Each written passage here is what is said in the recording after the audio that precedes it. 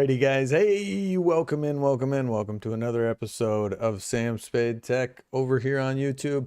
I'm live vertical, I'm live horizontal, and I'm also live on Kick on my old channel, Bad Spade. I used to do Fortnite streaming over on Kick, but I'm transitioning over to more tech videos. It's more my style, more my vibe. I get more enjoyment out of it than being chased around the map by cheaters. So, hey, guys. Are you still using Windows 11? Because a lot of people are sick and tired of the bullshit that Microsoft keeps doing to us. They're implementing AI into everything. And don't get me wrong, I love AI, right? I use it for my thumbnails quite a bit. And YouTube has added some features, and I can show you guys this. Let's take a look here. There we go. YouTube has added some features that make it very, very easy to create thumbnails. So I've been using it a lot to create my thumbnails, and it's super easy. I don't like YouTube, if you're out there, if you're listening, I don't like having the inspiration tab in my content. While it is part of, it's not really part of my content. So it shouldn't be here at all. It should probably be over here or maybe somewhere in the dashboard, in my opinion. But anyway, you go to the inspiration tab and you can just type in here whatever you want. So let's type in Microsoft is using, or excuse me, is losing users by the day. You hit here. Hey, Brazilla, yeehaw, brother. How you doing, buddy? Welcome in, welcome in. Give me 1 second. Guys, I am rusty at this live streaming thing. I'm not gonna lie. It's taken me a little bit. I took like 2 weeks off, and I feel like I have no idea what I'm doing anymore. But we'll get back into it. Slowly but surely. So we're going over the YouTube stuff right now. This is a tool I use to create the thumbnails, and this uses Google Gemini, I believe, and it's built right into YouTube now. So while I don't like where the location of it is, you can come right in here. How did the whatnot bids go? Yeah, didn't work. I didn't sell anything, but I did make $5 from that nice person that came in and tipped $5. So that was very nice of them. I think it was Duo Bids. I'll have to look, but you guys can go back and check the last stream. It was very nice that they came in, supported me, and encouraged me. However, and again, this is why I'm transitioning my channel to Spade Tech, right? My Kick channel is still Bad Spade, and I have a lot of what do you call it, clips on there from Fortnite, so that can be confusing. I was also streaming on TikTok, but I haven't streamed on TikTok with the Tech channel because it's important to keep the channel separate, right? So if I do continue to do the whatnot, I'll probably transition it away from my tech channel because it's not really related unless I was doing bids on tech items, right? So I don't know. And again, it was my first time doing it. I haven't really sat down and evaluated, okay, like what was working, what wasn't working. Probably a lot more that wasn't working than was working. But again, it was my first time doing it. So in hindsight, I feel like I probably shouldn't have live streamed it while I was doing the whatnot, just so that I could focus on whatnot primarily. So I think that's one takeaway. Yes. Yeah. Actually, I think Kick, and don't quote me on this, I think a lot of people from Twitch left there and started Kick. Uh, it is a knockoff. It's like a knockoff of Twitch for sure. A lot of the same things, but it is definitely growing, right? There's a lot of users on there, a lot of people I've met on there. It's a great platform in that they really support the creators for now. For now. I know Twitch started that way as well, but Kick gives you, the creator, 95% of the revenue. So, because they realize that without the creators, they're nothing. And it's a draw, obviously, to get people to move from Twitch over to Kick. But honestly, the market is so saturated. The market is so saturated, depending on what niche you're in. You know, everyone's a live streamer now. And that's why I'm transitioning over to tech stuff. Because I already had a tech channel that was monetized, but I took kind of a year off to play Fortnite and hone my live streaming skills, so to speak. Brazilla has correctly joined the channel. Welcome in. Yes, that's Botrix. Botrix is trash. I've tried to move away from Botrix. It does some things nice for streamers, but a lot of times it doesn't work. So that's why I'm using Lumia Stream. But what was I gonna say? Yeah, guys, Microsoft is losing users by the day. I love to see it, honestly. Personally, I love to see it. So using YouTube, I can come in here and hit their inspiration tab and then come in here. This is AI. It's built in with Gemini. AI is great, right? We love AI. If you're someone that is enthusiastic about it and, you know, knows how to use it and uses it as a tool as it should be used, it's not a one-stop shop, right? Oh, Cooper's doing good. He's doing good. Thank you for asking. He's doing really good. He's doing really good. Now, I think AI is great when used correctly, but the way that Microsoft is doing it is driving a lot of people away.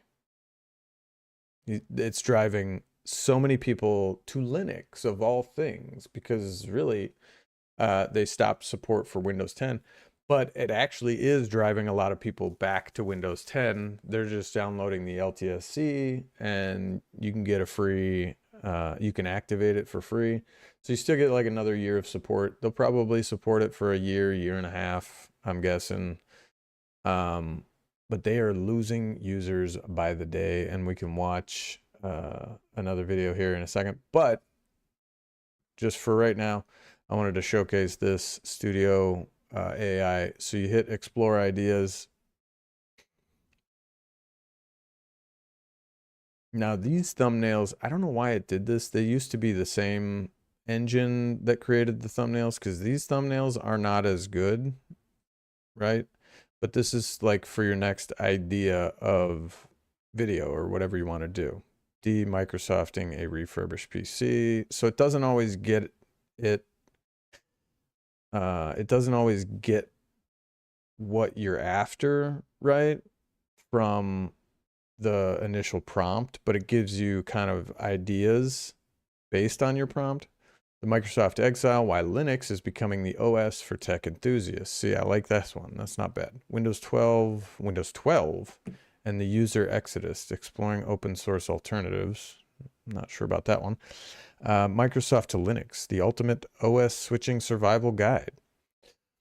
And so as you can see, it kind of gives you ideas of, you know, hey, maybe we could make a video about this. So it's a really useful tool and it's built right into YouTube. But we'll just click on this one and then, so they changed this, they kind of updated it recently. So then you hit develop idea and it gives you kind of um, the format, so to speak, and you guys can't see it on the vertical.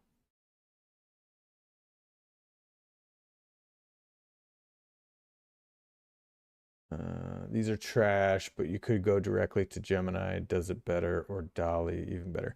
Well, this is kind of pushed. This actually is from Gemini because it's all YouTube, it's Google, etc. So it's built into Gemini, from my understanding.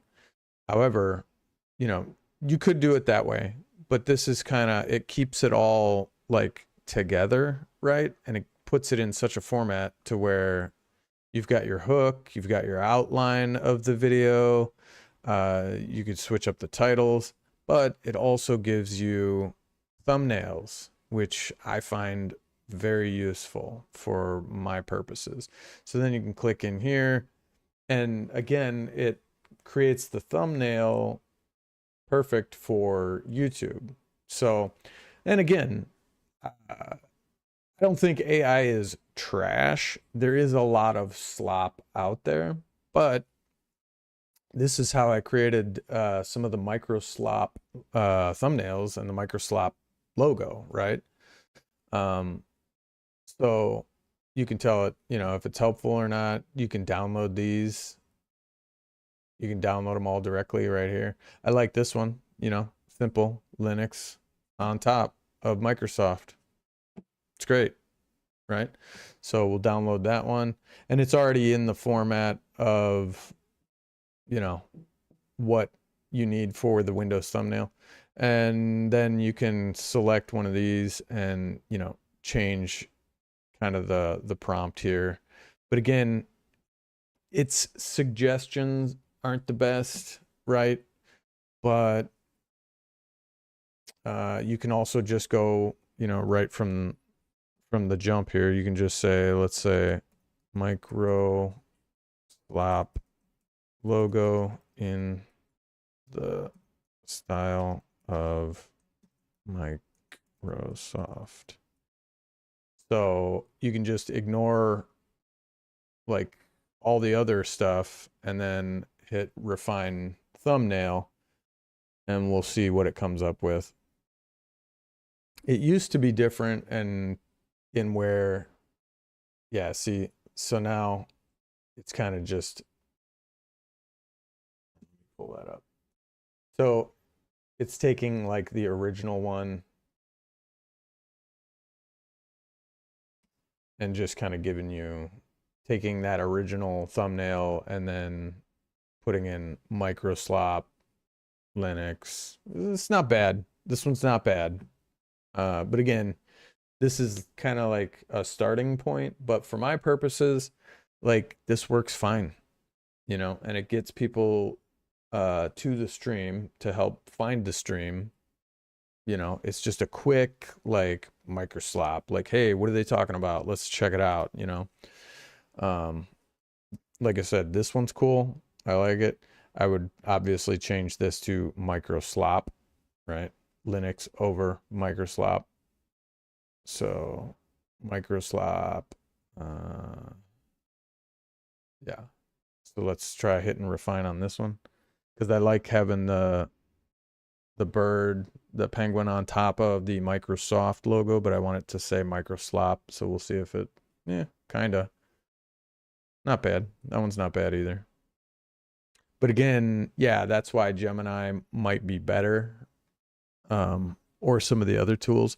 But I've had it to where it just, you know, sometimes AI just ignores exactly what you're looking for.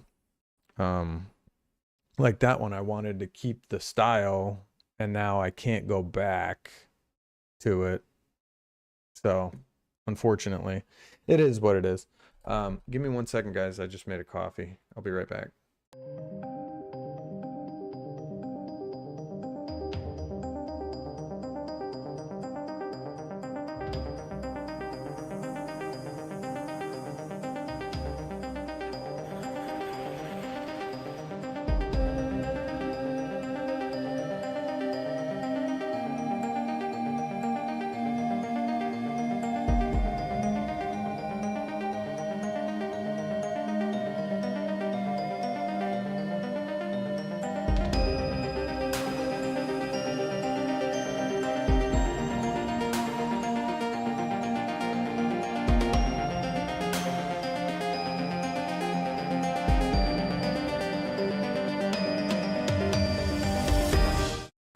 Alrighty, we're back. Yeah, so for what it's worth, like for my purposes, I use this to where I can just jump in here, make some quick thumbnails for my next live stream, my next broadcast, to get people in here, and it works pretty good. So far it works pretty good. I did this one the other day for my the Hot Wheels, the whatnot, but again, doesn't really fit the tech. That's why it's important to keep these separate, you know. But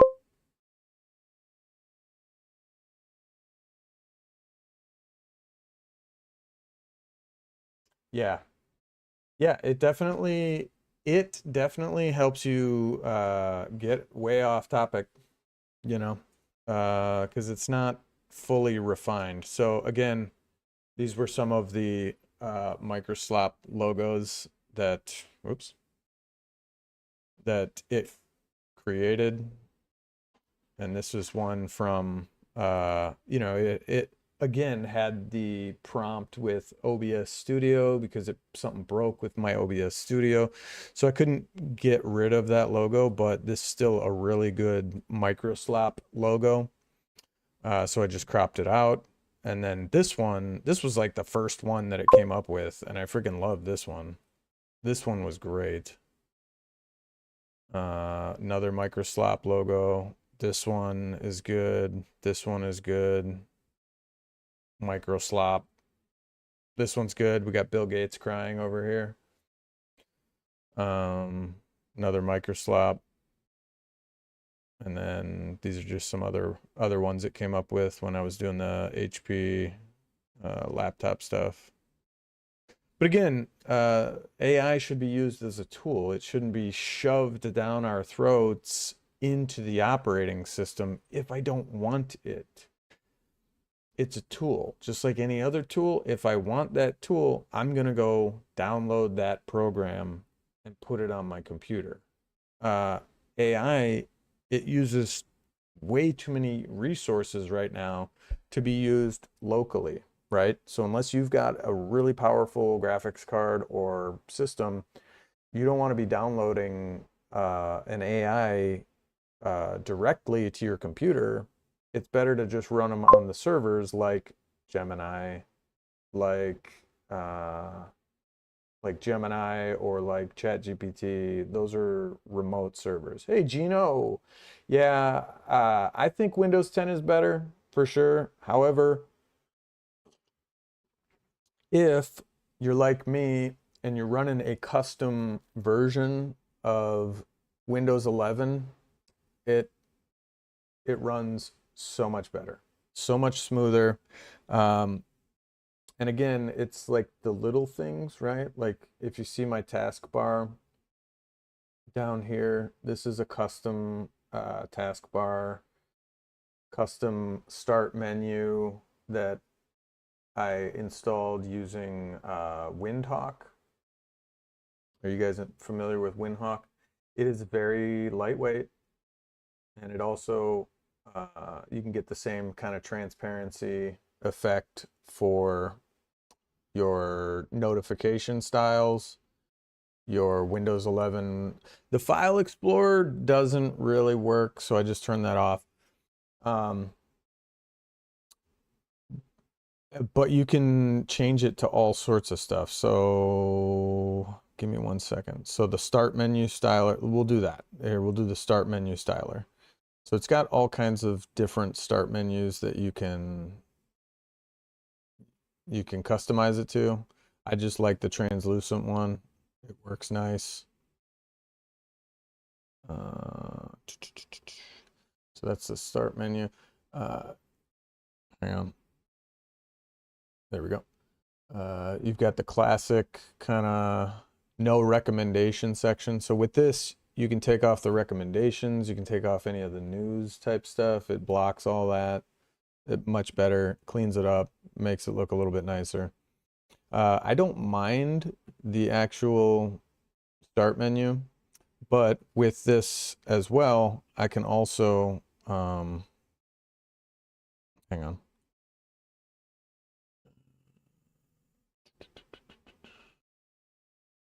Where is it? Hang on. I gotta run start all back.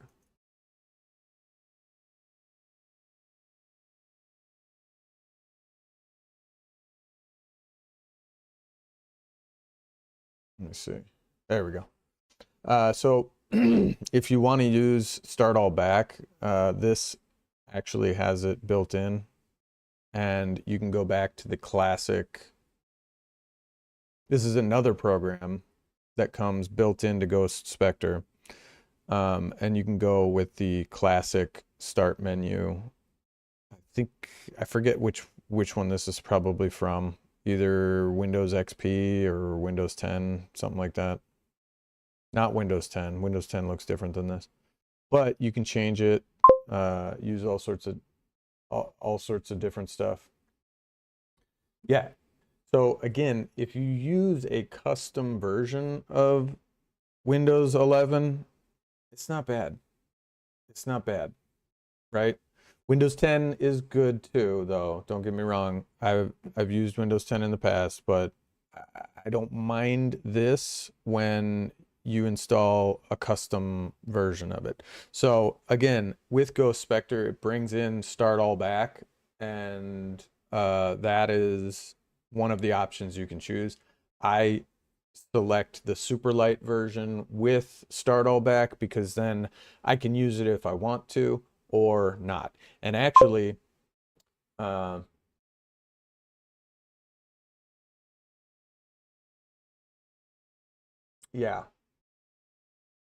you can change the file explorer too. So I have my file explorer set to Windows 7, I believe. So when you come in here, you can add this to the bottom. You can add the details to the bottom. We'll just come in here to my live stream folder.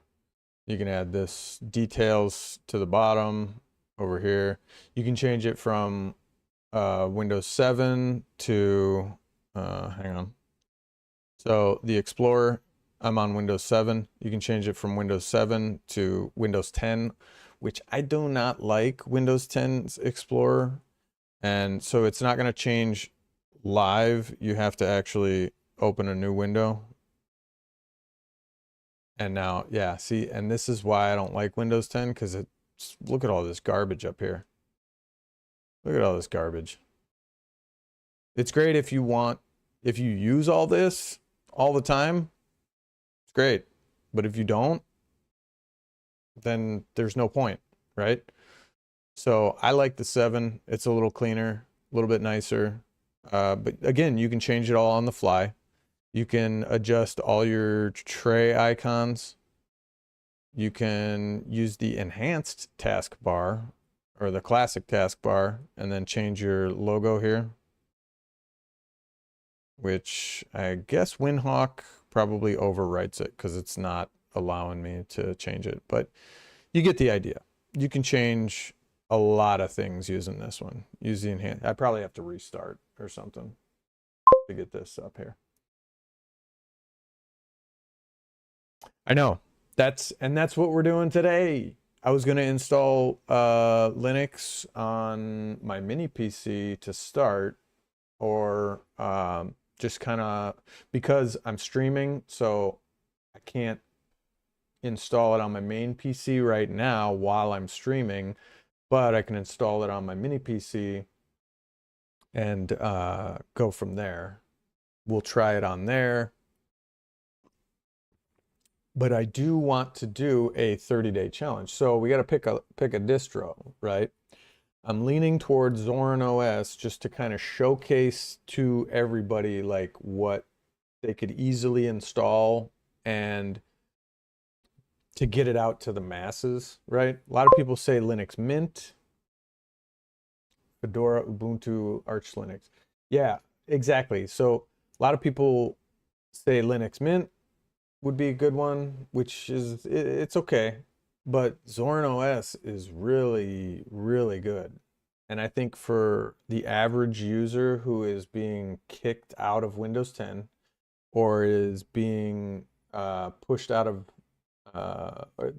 Windows 11 because through no fault of their own, Windows keeps releasing all these updates that just break everything.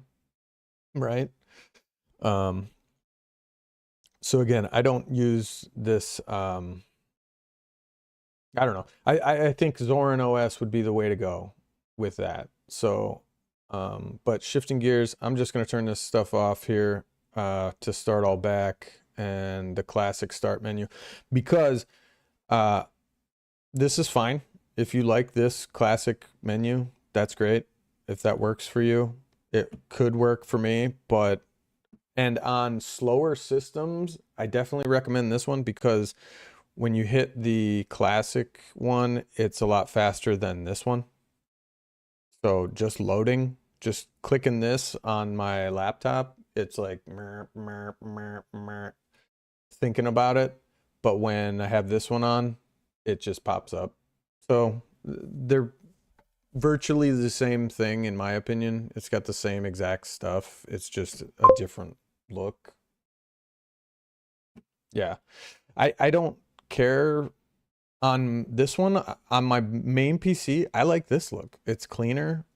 It's just like, there's all the stuff I use. If I want to search, it's right there. I mean, and then I've got, you can add these down here, right? This to me is cleaner. But again, on a slower system, it does not function very well at all. And then again, with Ghost Spectre, notice if I click the search, none of those news articles are here. So that's all blocked out. We can block all that stuff, and we can just type, you know, I don't even know. We'll just type Chrome. So none of the news articles or any of that shit come up. What is this? Play. Oh, that's an arrow. I thought that was a play. I'm on a local account. By default, when you first boot it up, you don't have to fill out anything. It just installs and logs you into an admin account, and that's it. So again, custom Windows 11, that's the way to go. And the best part about it, Windows updates are not coming through till 2077. And by then we'll probably be fully into Linux. So again, the out-of-the-box experience for Ghost Spectre, highly recommend it. Highly, highly, highly, highly recommend it. And then, like I said, a few additions that I recommend are Windhawk. I would install Windhawk, and I mean, there's a few other applications I use that, you know, I can go over those, but for what it's worth, you know, Windhawk dresses it up a little bit better. But let's get into this video, shall we? We're just gonna watch this video, react, and see what people are doing, and then I'm gonna try installing Linux.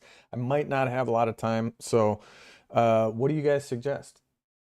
Brazilla, what distro are you running? I know you paid $100. I'm still gonna put ads in here. Microsoft is employing. I know you paid $100.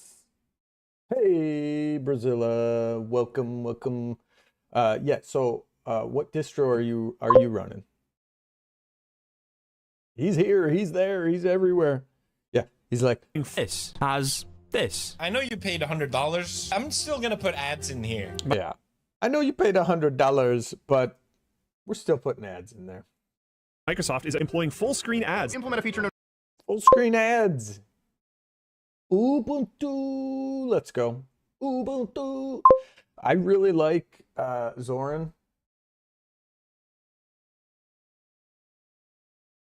Yeah. Yeah, that is the way to go. Now, did you know, I don't know how you installed, what do you call it? Windows on the external, but did you know you can run them off of Ventoy? So you don't have to completely nuke the drive to install Windows. I just found that out, and I should do a video on that. But yeah, there's a plugin for Ventoy that will run VHDX files. Did you know? So you can copy your VHDX install of Windows 11, Windows 10. I think, yeah, it's got to be Windows 10 22H2 or later. But if you got Windows 10 VHDX or if you've got Windows 11 VHDX, you can just throw it on Ventoy and run it directly from Ventoy. It's amazing. I had no idea. I've tried it the other day. Works flawlessly. So you can have your VHDX Windows 11 on there, and you can have all your Linux installs on there. You can have all your Windows installs on there. You can have everything you want on there. Yeah. Yeah, PewDiePie, he actually he's a Linux convert. He transferred over to Linux and hasn't gone back. And that's why he's like, I know you paid $100 for this. I'm still going to put ads in here anyway. Yeah, Ventoy. Guys, Ventoy is amazing. So, Ventoy. If you're not on Ventoy yet, what are you doing with your life? Really? So, with Ventoy, it partitions your external into like an EFI and an exFAT drive, and then you dump all your ISOs onto the exFAT partition, and then there's a plugin right here. Ventoy, you can browse ISO, VHDX, and EFI files. There's a plugin for Ventoy.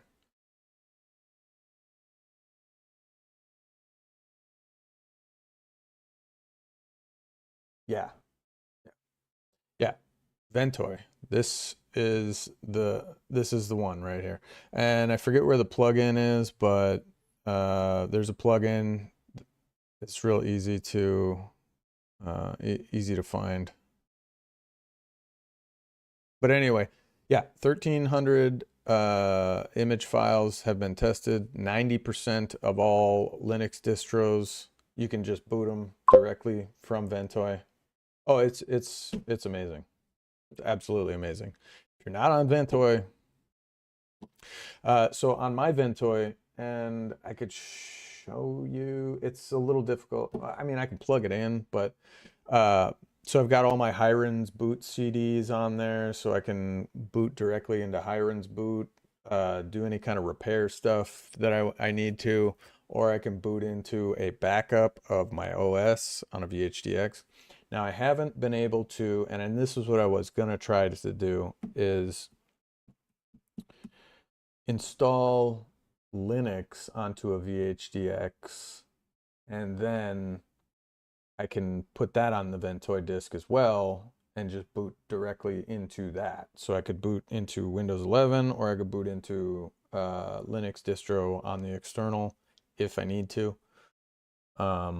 But yeah, right now I'm running Ghost Spectre, which is a custom version of Windows 11 that it's very stable. I love it. Gets rid of all the bloatware, ads, telemetry, all that bullshit that nobody wants anyway. No updates will hit this computer until 2077, and let me see.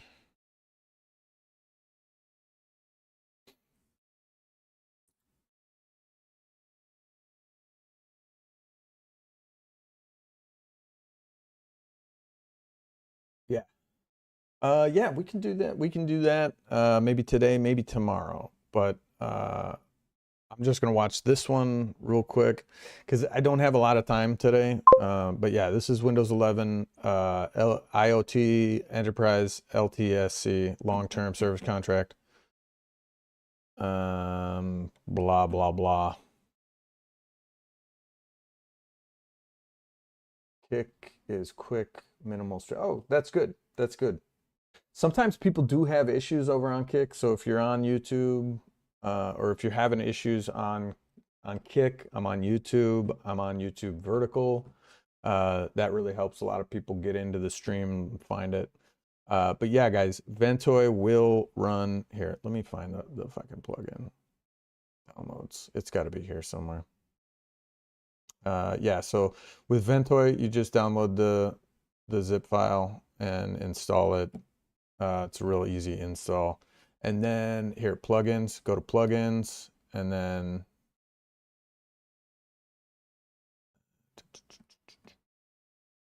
you can customize the theme. It's more of a pain in the ass. Just leave it as default. Anyway. Plugin entry point. Yeah, I get that, but why don't they have the plugins in the downloads section? Okay, that's interesting. Document.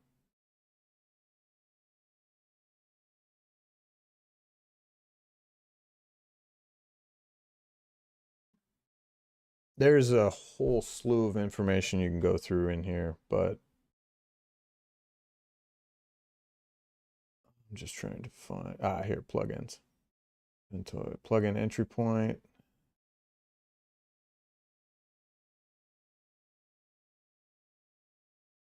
Here we go. Windows VHD plugin right here. So Ventoy.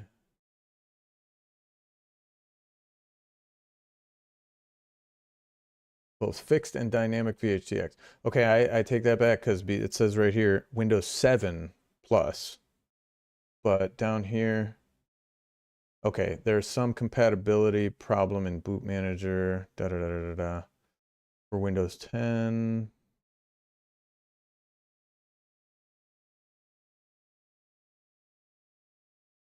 Okay, that's what it is. Okay, files can also be stored in the exFAT partition. So if you're running Windows 10 prior to version, well, whatever this says here. So the partition storing the VHDX files must be NTFS. But if you're after version Windows 10 1809 and higher, you can throw them on the default exFAT partition, which is how I have mine set up, because I don't have anything past Windows 10 really. But Ventoy is fantastic, guys. I cannot tell you enough how much I've enjoyed using Ventoy. If you're not using Ventoy, what are you doing with your life? Honestly. Anyway, that's a tangent. We'll come back to that. Yeah. Just known as recall, which periodically takes screenshots of your computer. End of free security updates for Windows 10. Don't even get me started on the Windows taskbar. Why do you need to install updates? What updates? Some more f***ing spyware? It doesn't even give you a choice to say no. There's just something magical about open December 2025. I'm sorry. Like, what the fuck are they doing over at Microsoft? What the fuck are they doing? Honestly, what the fuck are they doing? Like, who is like, guys, I got another great idea. We're gonna, like, just listen to all this. has this. I know you paid $100. I'm still gonna put ads in here. Microsoft is employing full screen ads. Implement a feature known as recall, which periodically takes screenshots of your computer. End of Yeah, that sounds nice. Screenshots. What are you up to? What are you up to? free security updates for Windows 10. Don't even get me started on the Windows taskbar. Why do you need to install updates? What updates? Some more f***ing spyware? It doesn't even give you a choice to say no. There's just something magical about open. December 2025. The Linux Foundation releases their annual report with a statistic that changes everything. Linux desktop market share hit 11.4% globally. What? That's up from 3.1%. Is that true? Linux desktop market share hit 11.4% globally. 11%? Up from That's up from 3%? 3.1% just 3 years ago, a 268% increase. But the number itself isn't the shocking part, it's where those users came from. The report includes survey data from 89,000 new Linux users. The question, what operating system did you use before Linux? 87% answered Windows, not Mac, not Chrome OS, Windows. 87% of new Yeah, and I have seen that one, and it's ridiculous. Like, why are the ads? There's all ads everywhere. It's like, dude, I just want the operating system to fucking work. Okay, I don't care about fucking what's going on Facebook Marketplace or fucking you know, what's on TikTok or what's in the news. Like, I genuinely do not care. Genuinely do not care about any of that. Linux users are Windows refugees. Microsoft isn't losing users to Apple's expensive hardware. They're losing users to free software. And according to leaked Microsoft internal projections, if current trends continue, Linux could reach 18 to 22% market share by end of 2026. Oh. That would make Linux the second most What? 18 to 20%?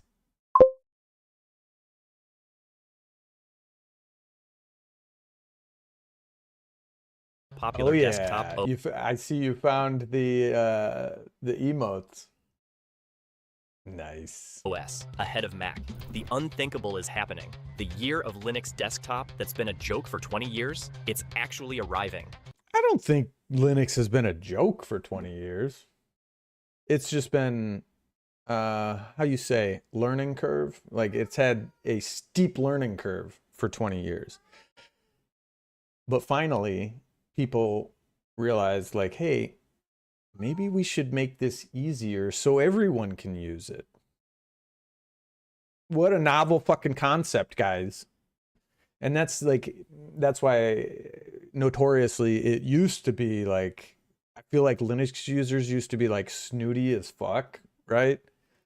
Because like, they're like, oh, you don't know console? Blah, blah, blah, blah. Windows is being tinkered in Windows? What do you mean? Windows is being tinkered in Windows. I don't know what that means. But yeah, like Linux users in the past seem to be like kind of snooty, like, oh, you don't know how to use console, blah, blah, blah. Like, no, I don't know how to use fucking console. Like,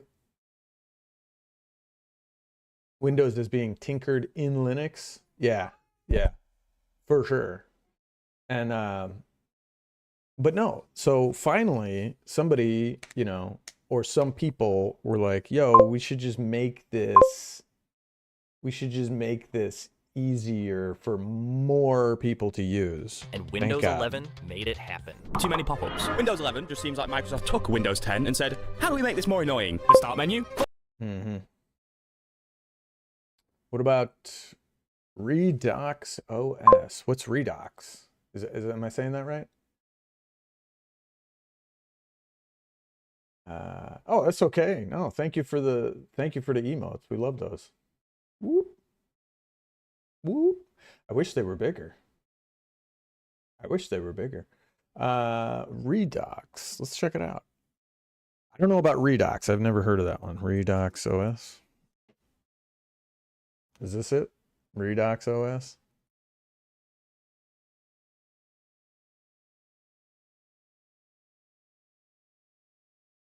Okay. Donate merch. Okay. Is a complete Unix-like microkernel based operating system written in Rust with a focus on security, reliability, and safety, offering programs. Oh, a complete alternative to Linux. So what is it? So it's not Linux?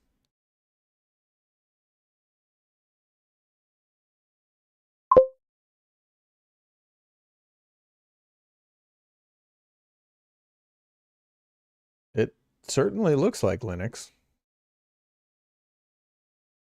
I don't know how they would say, what's Rust? The Rust ecosystem.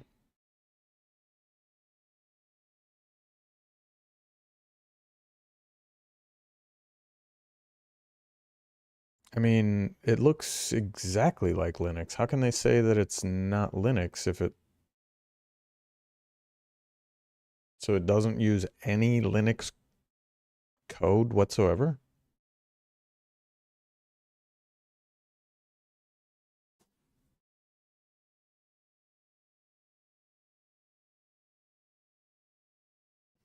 Huh. Hey. Cats are fighting.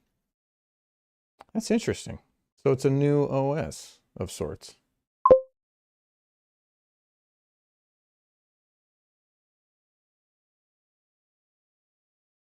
Huh. I've never heard of this one. Never heard of this one. Might have to give her a download because I'd like to see what the difference is here between this and Linux. Oh. Makes me wonder what the difference is. Can you download it? I just see Docs, Fact, News, Community, and Donate.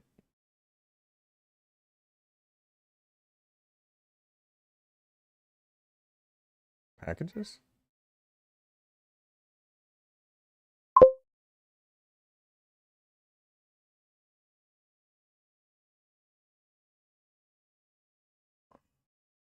Oh, right here. So we got Arch x86-64. I don't know what the hell these are. Riska.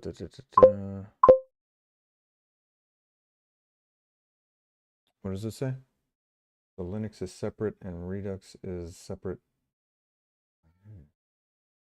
Unix is a standard by Bell Labs, and Redux is just a kernel that follows the Unix standards. Linux is Unix-like, but not Unix certified. Oh, well, thank you, James. Yeah, see, and I don't know all the history on Unix or any of that stuff. I did see recently that someone found like an old tape reel of, I think it was version 4 of the original Unix. It was like a reel-to-reel like tape computer program. I think it was at a university and they found it. It said like Unix version 4 or something like that. Kernel that follows Unix standards. Okay. So is this one certified? I mean, redoxos.org. I've never heard of this.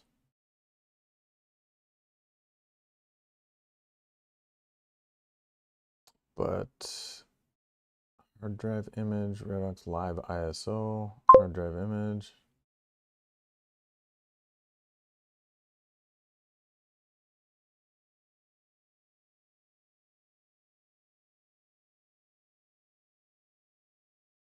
Okay. Yeah, I've never heard of it either. And I think they do need to invest at least a little more time into their download section. Because this is just an index of fucking, this isn't even a website. It's just like, hey, here's the fucking image if you want it. You know? And it was just uploaded yesterday?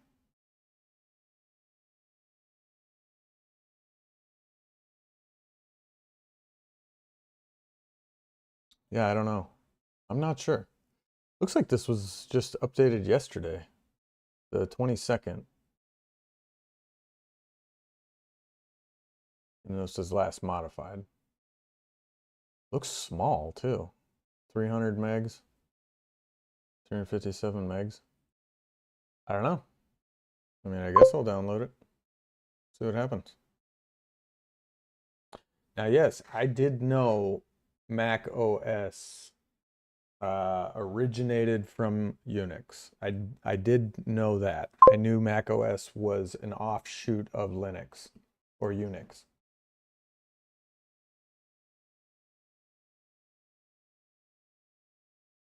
Okay. Well, thank you for that suggestion. I will definitely. You got a lot of suggestions, Brazilla. So we'll do that. We'll do that eventually. I just don't know if I have time today because Kat is going to be coming home pretty soon. But I definitely want to pick out an OS. Settings. Hang on. So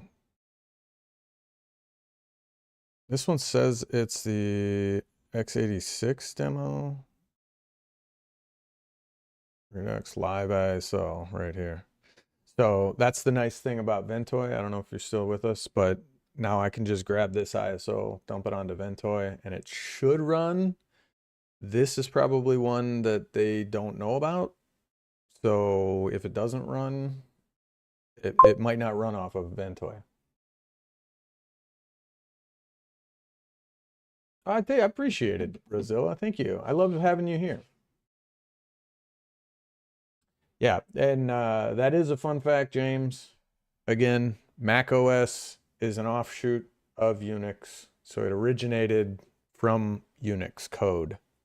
That I did know.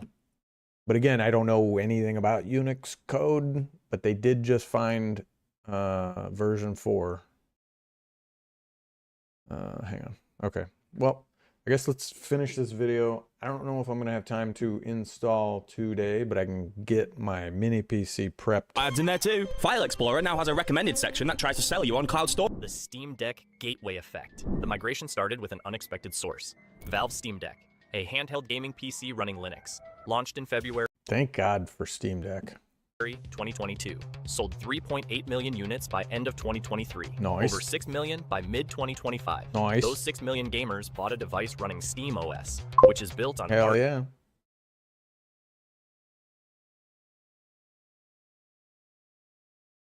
Is that true? What do you think about consumers computing must migrate to ARM? I didn't hear anything about that. When is that? Is that happening now? Arch Linux. They played their Steam libraries, discovered something shocking. Linux gaming works. Games they assumed required Windows ran perfectly on Linux through Proton compatibility. Yeah. So everyone has to migrate to ARM now? Because I know the new M chips, you have to install ARM version of Windows if you want to run Windows on the newer Macs. That's the only thing I know of the ARM technology. So what's the difference between ARM and x86? I'll have to look that up. Realization spread. If Steam Deck can run my games on Linux, why can't my desktop? Gamers started experimenting, installing Ubuntu, pop_OS, Fedora, testing their libraries, finding that 70 to 80% of their games worked flawlessly. Performance was often better than Windows 11. Oh, yeah. Lower system overhead meant higher frame rates. One gamer posted benchmarks. Same PC. Windows 11 versus pop_OS. Counter-Strike 2 got 340 frames per second on Linux versus 285 frames per second. Ooh. That's a huge difference. 340 versus 285? That's enormous. Second on Windows 11. That's 19% better performance. The post went viral. 890,000 views. Thousands of gamers commenting, installing Linux tonight. Steam's hardware survey confirms the trend. Awaken to a world of wonder Oh, Lord. in Final Fantasy XIV Online. Looks great. Linux gaming was 1.4% in January Final 2023, Fantasy. 3.2% in January 2024, Fuck outta here. 6.8% in January 2025. Now, in December 2025, 9.3%. Nearly 1 in 10 Steam users runs Linux. That's 13 million gamers. Wait, 1 in 10? I feel like it's got to be higher than that. Especially with the Steam Deck. It's got to be higher than that. Gone from Windows, playing on Linux, and the growth is accelerating. Steam Deck proved Linux gaming is viable. Gamers are switching en masse because Windows 11 gave them reasons to try alternatives, and Linux exceeded their It's giving them more reasons day by day. expectations. The YouTube tutorial explosion. But gaming is just one catalyst. The bigger driver is YouTube tutorials making Linux accessible. 5 years ago, switching to Linux required technical knowledge, command line comfort, troubleshooting skills. That's That right. barrier kept mainstream. This is exactly what I was saying. So maybe we need to shoot some more today. Let's install this distro. Let's install this distro. That's what I need to be users on doing. Windows. Not anymore. YouTube created a pipeline of beginner-friendly migration content. Switching from Windows to Linux in 2025, Complete Guide, has 11.2 million views. The video walks through everything. Which distribution to choose, how to create a bootable USB, how to install, how to set up applications. It makes Linux accessible to non-technical users. The comment section is thousands of people posting, just switched successfully, easier than I expected. Why I finally quit Windows for Linux. From a channel with 2.1 million subscribers, has 8.7 million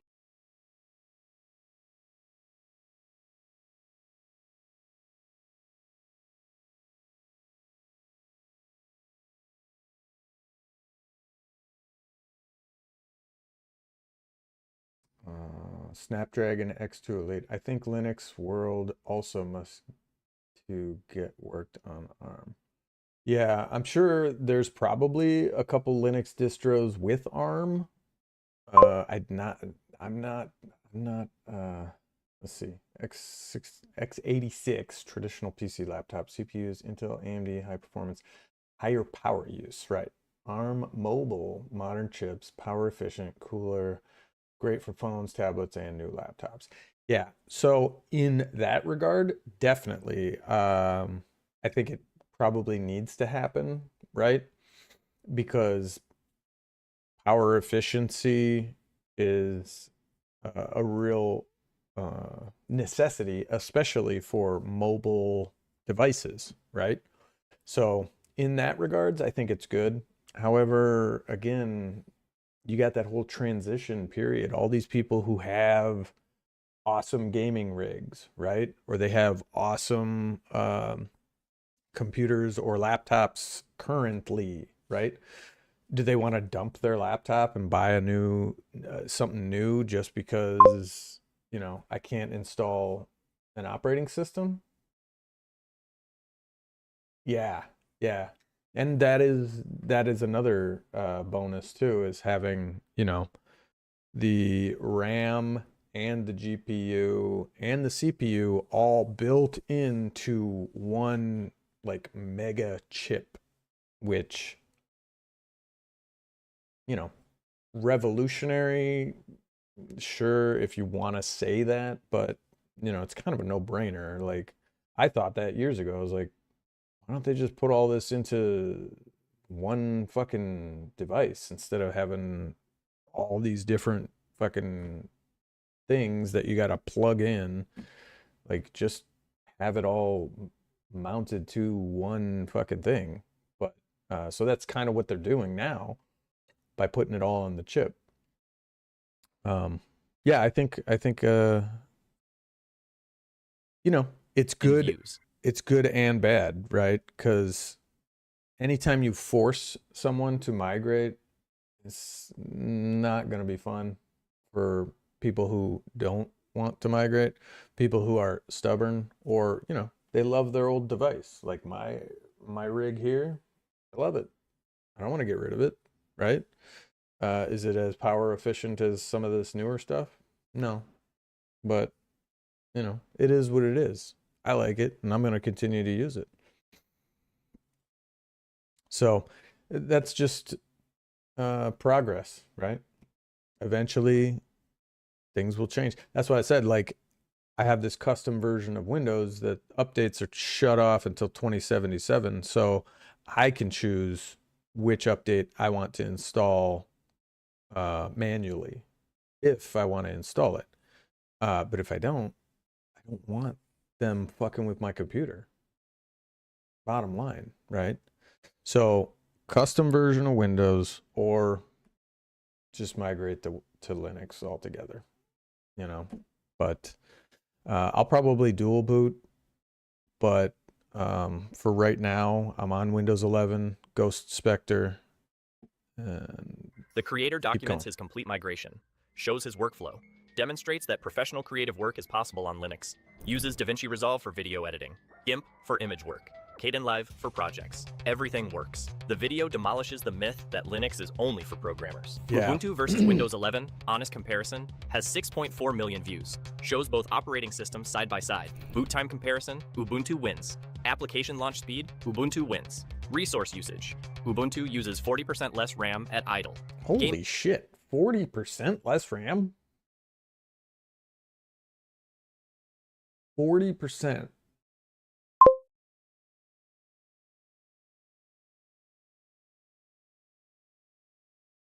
Yeah. I know it uses less RAM, but 40%? Jesus. What The Gaming hell are they performance, doing over Ubuntu there? matches or exceeds Windows 11 in most games. The comparison makes Windows 11 look slow and bloated, because it is. These tutorials have collective viewership over 50 million. Each view represents someone learning Linux is accessible, that switching is possible, that Windows isn't necessary. The knowledge barrier that protected Windows for decades is gone, replaced with free education, convincing millions that Linux is viable. The corporate pilots becoming migrations. And it's crazy. The PC that I built keeps saying, no, you can't do this, you can't do that, you can't do this, you got to sign into your Microsoft account to do that. And what really pushes me over the edge, this really small fucking thing that really pisses me off, is sometimes when I turn my PC on, my taskbar's there. Now, on most of your PCs, that might be normal. However, I have mine to automatically hide because I have an OLED monitor, meaning if the taskbar is sitting at the bottom of my screen 24/7, it'll just burn into my screen because OLED. But when I turn on my PC or restart it, Microsoft, it just deactivates it. It's there, and I have to go into the settings, turn it back off. Why? In my opinion, Windows 10 was... Yeah. It's not... I agree with you to a certain extent. AI is great. The way they're going about shoving it in your face and forcing it onto your system when you didn't ask for it and will probably never use it, and the fact that it's going to sit on your PC nefariously doing whatever the fuck it wants to do, spying on you and sending data off to Windows or Microslop, that's the problem. That's the problem.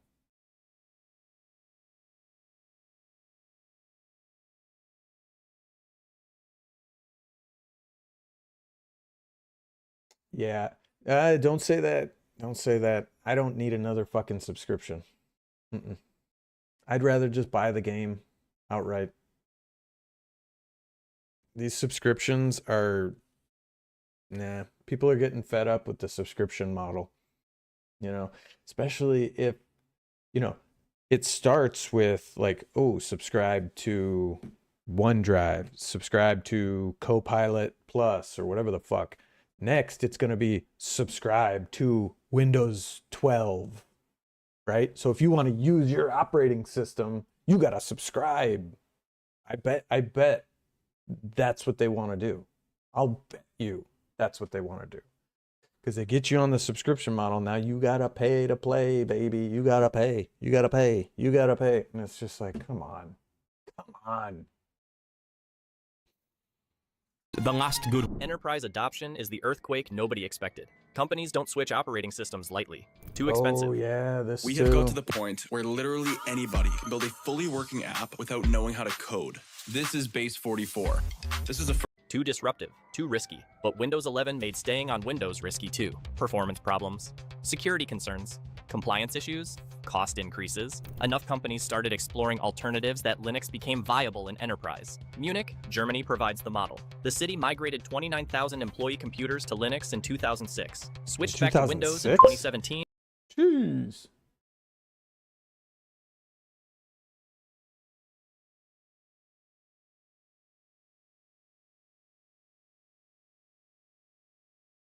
Yeah.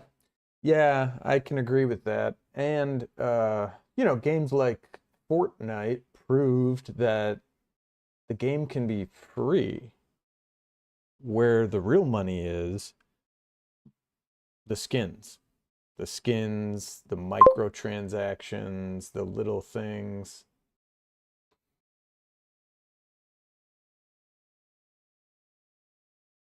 Yeah. Yeah, and that's what we're looking to do.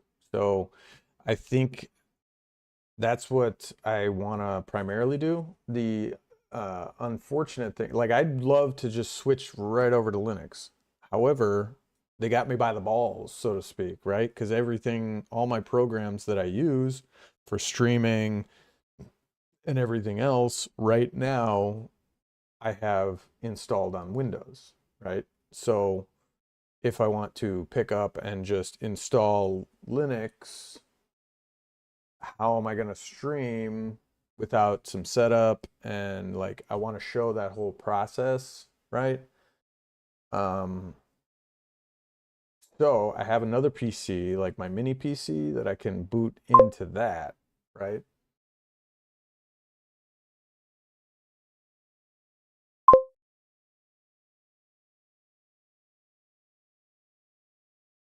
Hang on. I wonder how many employees put their ass to optimize Windows. Surely this shit is pure company greed.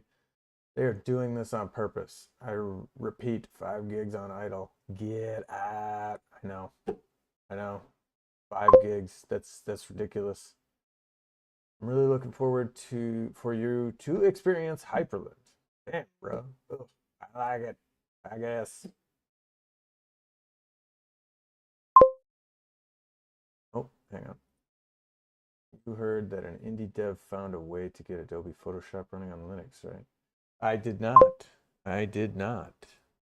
I did not hear that. You got a link to that? You got a video for that? Because I know basically I was just going to run Winboat or switch over to Affinity, which is absolutely free, because right now I am paying another subscription for the Adobe suite. And honestly, like I haven't used it in a couple weeks, but I do use it for work. So I know the Adobe suite. I love the Adobe suite. But again, 20 bucks a month, every month. Yeah, indie dev. Yeah, I'd love to see that. Is it on YouTube? I'm sure it is. I'm sure it's somewhere out there. But Affinity is a free program. See. So this is absolutely free, and it is really the only competitor to Adobe right now. Yeah, there's GIMP, but GIMP is open source to a fault.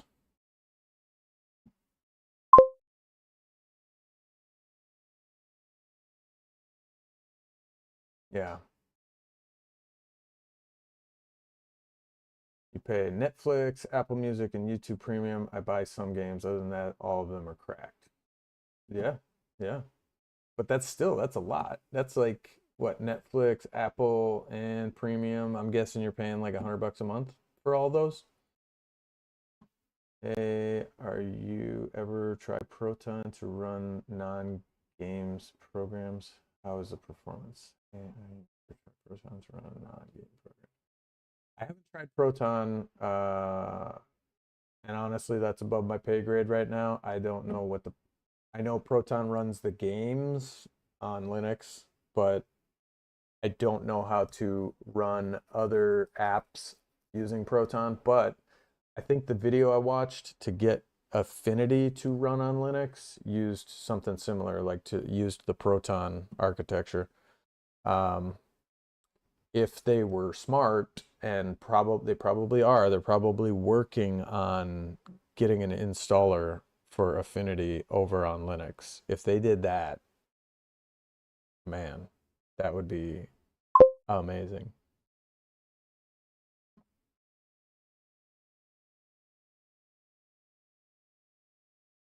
Yeah, unfortunately, I think the links on here, YouTube blocks all the links while I'm streaming live. But thank you, Brody Robertson, or yeah, Brody Robinson. I will look him up. Brody Robertson. And you said Photoshop?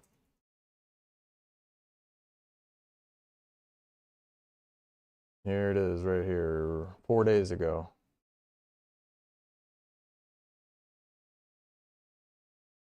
Join the perks. The Linux experiment. There we go. So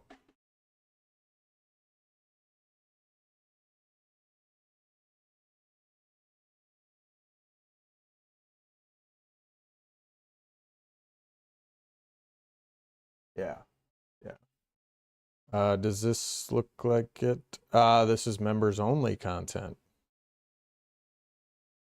Members only. Okay. So Wine can run Photoshop. So it looks like you'll have to sign up for this to see this video.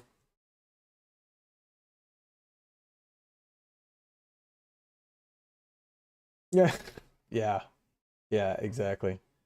Do they have the new one called "A Random Developer Just Solved Adobe on Linux"? Let's go. We'll copy that. Paste. Oops. Where's all that?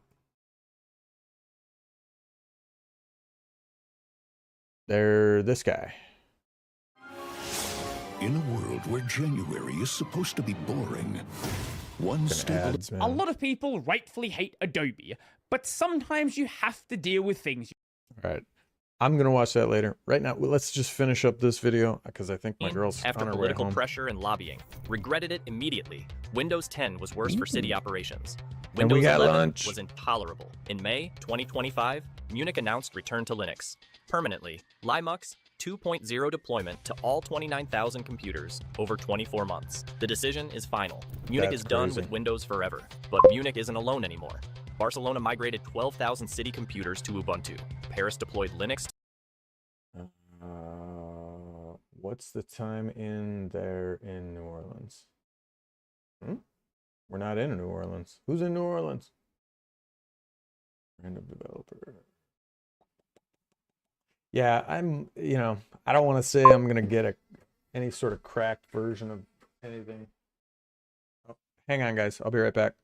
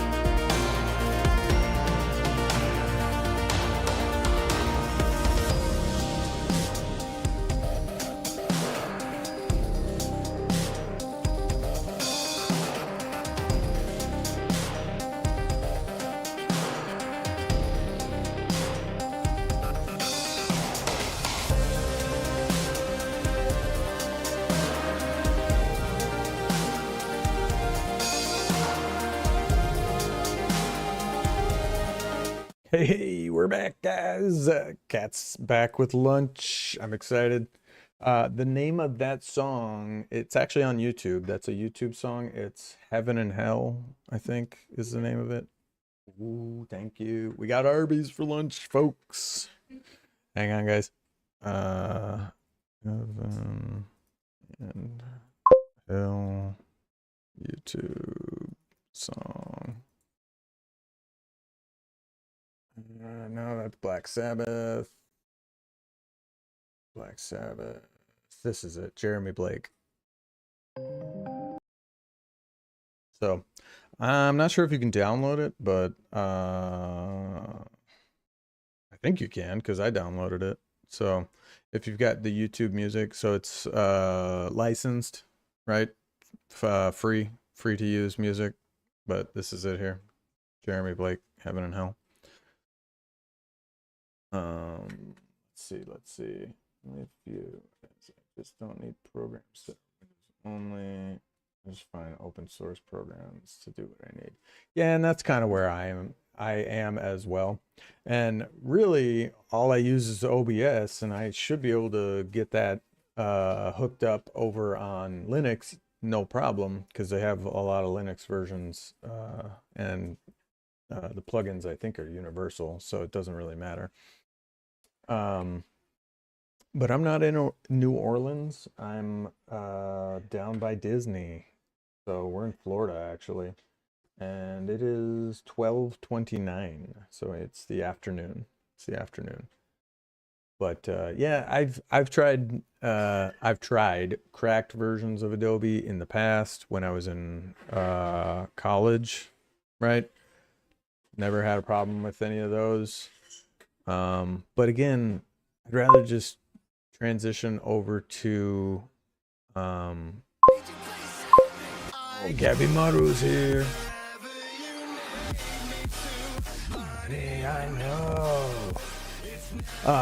Gabby Maru. What's going on, buddy? How you doing? Shout out to Gabby Maru. Oh, thank you. Thank you. I do mostly gaming. Hang on a second. I do mostly gaming and record a lot of it. OBS works great, no issues. Good, good. I know. The intros are great, man. Guys, Gabby Maru is over on Kick as well. I'm doing good, About to have some lunch. We were just talking about Linux stuff and OBS and trying to migrate over to Linux. I want to do it. I'm gonna do it. I just, I'm so used to Windows 11. I'll probably do a dual boot, but I think to test, I'm gonna install it on my mini PC first, so that way I can stream it while I'm doing the process, test it out over there, and then get it set up on here. But I'll have to do it off stream. Yeah, it's, well, you missed that whole thing, Microslop. That's what they started calling it now, because the CEO made a big stink about people calling it AI slop.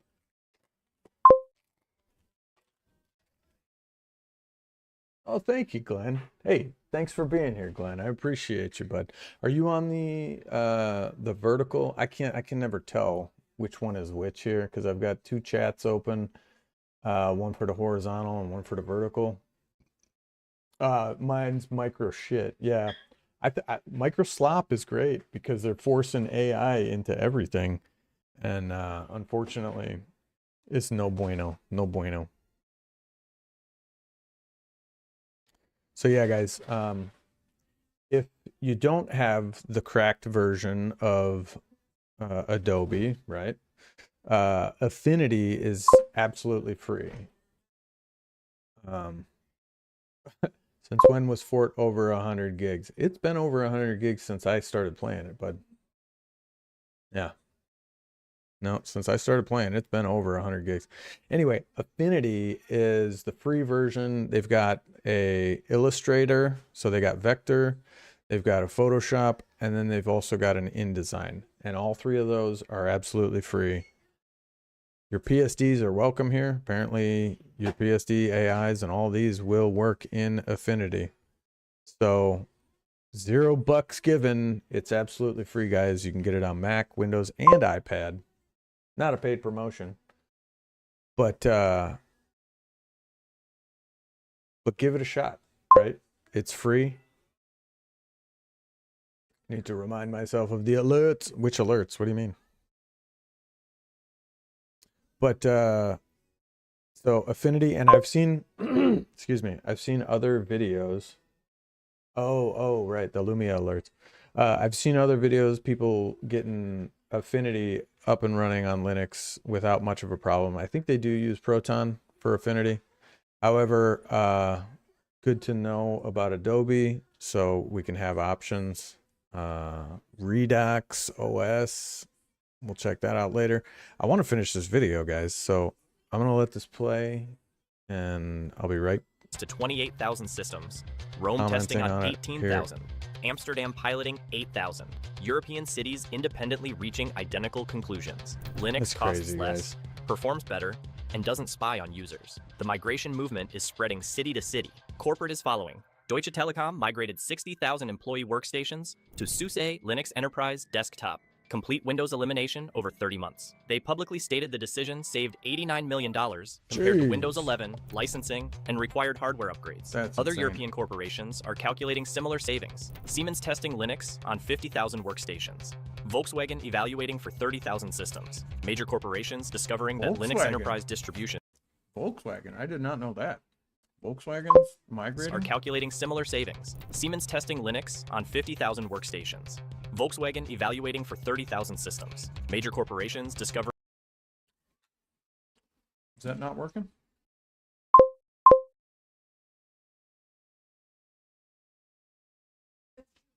What is it?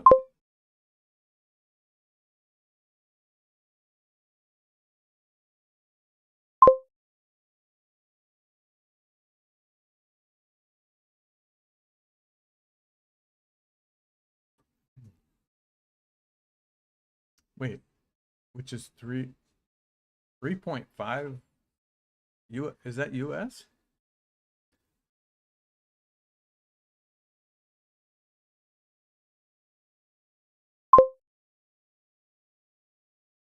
$3.50 for all that?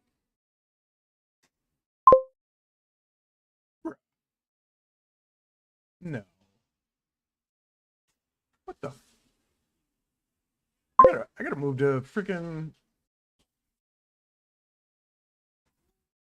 I think we should all move to India.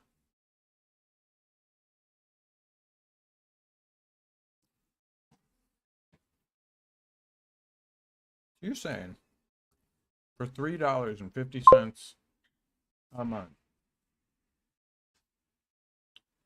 you get Netflix, Apple Music, and YouTube Premium for $3.50 a month? Oh, that costs well over $100 here. Yeah, the heat, I couldn't do it either. It was too hot over there. Way too hot over there.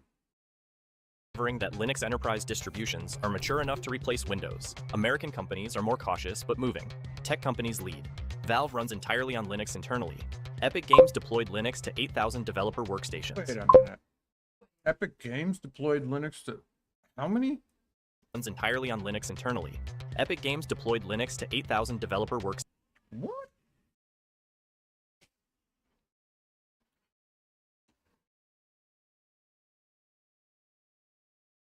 For three subscription plans, he's got Netflix, Apple Music, and YouTube Premium. You think that's all $30? 40? Maybe? I mean, it depends on the tier of Netflix and all that, I guess. Because I think... No, over here, Netflix is like $12. Okay.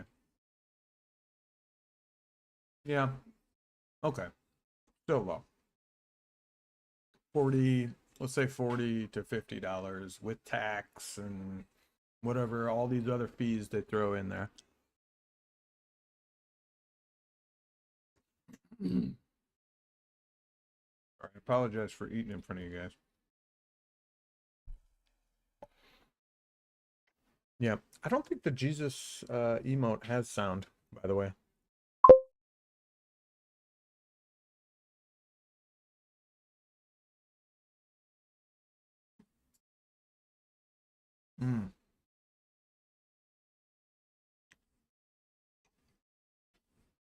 Yeah.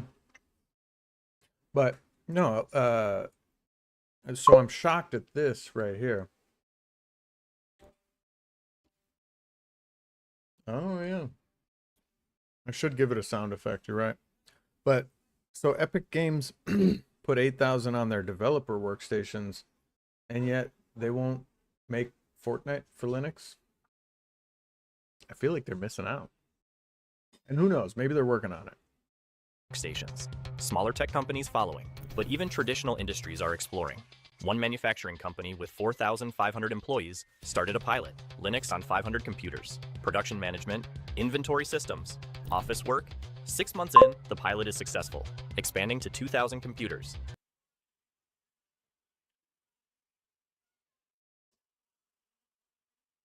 Wow. South Korea. South Korea for the win, guys. Let's go. They're just banning Windows. They're just straight up ban. Yeah, like, you know what? Banned.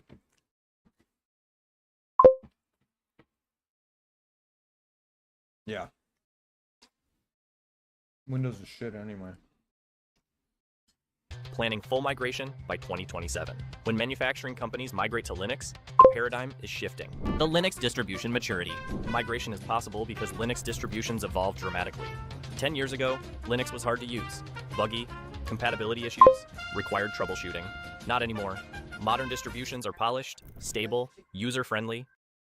He just wants the breading. Uh-oh. Did I just crash? Oh. Much safer when professors here. Huh? No, it's a fucking commercial. What fucking game is this? Ubuntu 24. I don't know what kind of porn people are into anymore, but that was weird.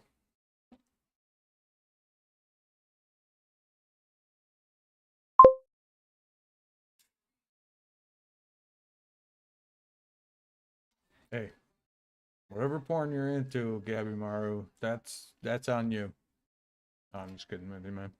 4.0 4LTS released in April 2024. The installation process is simpler than Windows 11. Faster too. 20 minutes versus Windows 11's 45-minute installation. Everything works out of the box. Wi-Fi, Bluetooth, printers, graphics, no driver hunting. The post-install experience is clean. No bloatware, no ads. No Copilot interruptions. Just a desktop that works. Pop_OS from System 76 is even more polished. Designed specifically for users switching from Windows. The interface is familiar. Taskbar at bottom. I like how they say that ooh, there we go. Do. True. I like how they're saying, like, you know, oh, the interface is familiar, and yet all the B-roll that they're showing is like super hyper like coding. Like, application menu, like, file manager that makes sense. Users switching from Windows. Yeah, like none of this looks the same. Feel comfortable immediately. Of course. Pop_OS. This has NVIDIA driver support built in. Gamers installing it get optimal performance without configuration. It's Linux for people who want things to just work. Linux Mint takes a different approach. Okay. Looks like OS. Windows 7, deliberately. For users who loved Windows. This is a Reuben, so I think it's corned beef and sauerkraut on dark rye. And then I did just we had a brisket, so she had pulled brisket, and we cut them both in half, and I got half a Reuben and half a brisket.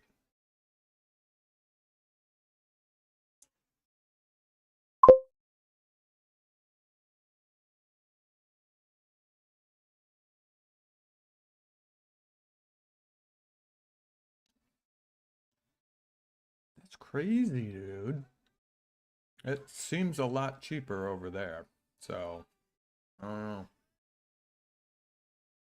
But again, over here, I know you say Netflix basic, but basic over here would be 1080p at least, and then, or maybe not, maybe it's still 720. I can look it up, but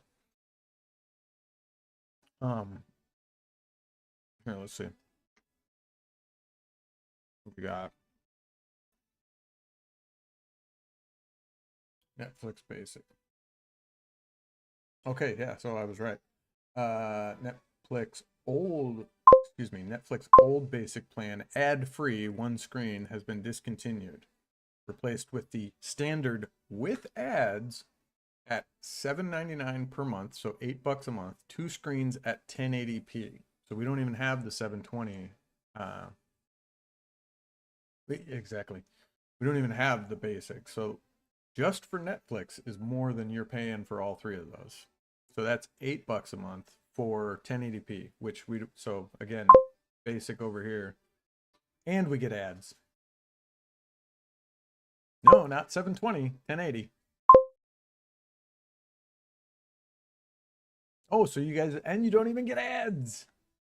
See, this is what I'm saying. This is what I'm saying. And Disney, no, not 30 seconds. It's just like you're watching normal, regular, schmegular TV. They will stop the show every like 10 minutes, put an ad in there, or two.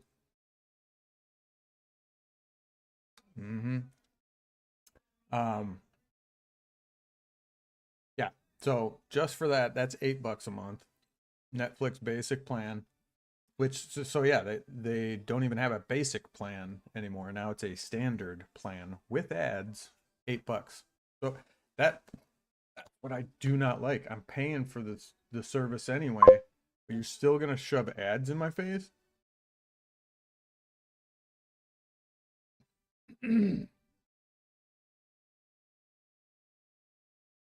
So anyway, that's just for the Netflix. And then what do we have? Apple Music. Basic plan.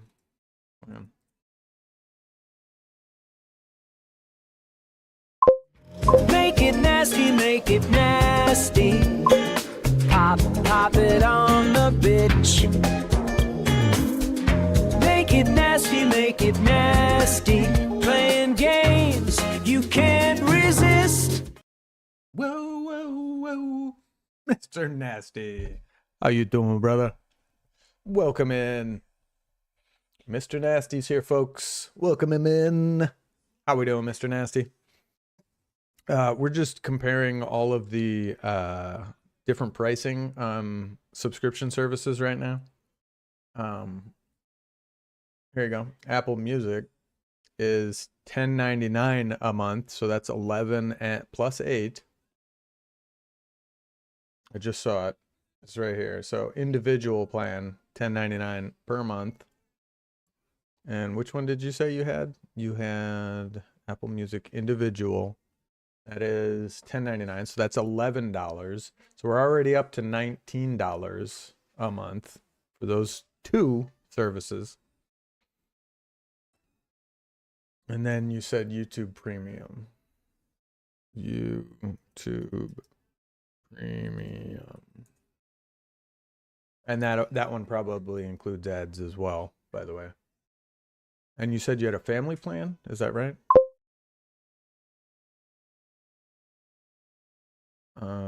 It's a student version. Student plan. How much is that? $8 a month there. So what was that? 19 plus 8 is 27.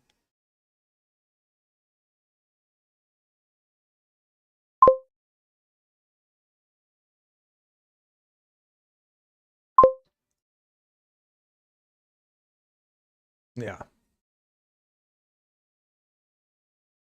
You need what as a command?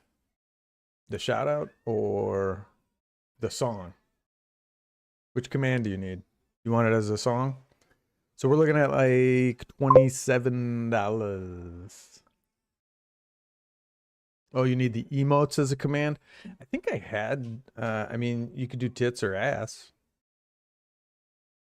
Let's see. We got ass. Boom.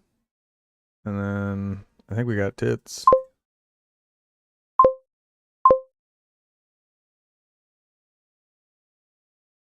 Yeah, if you want to add that one. I don't know which emote that is. I don't think I have that emote. Ah, he said no, the song, but I don't know. I don't know how to make commands. Yeah, I think I'd have to make it in. I could make it in Lumia since it's already hooked up in Lumia. No, it's not expensive. So again, we're looking at like $27 here in the States to get all the services that you have for, what'd you say, like $3? Dude, we're getting railroaded over here. We're getting railroaded. I mean, Well, I sent you the full version of it. Oh, guys.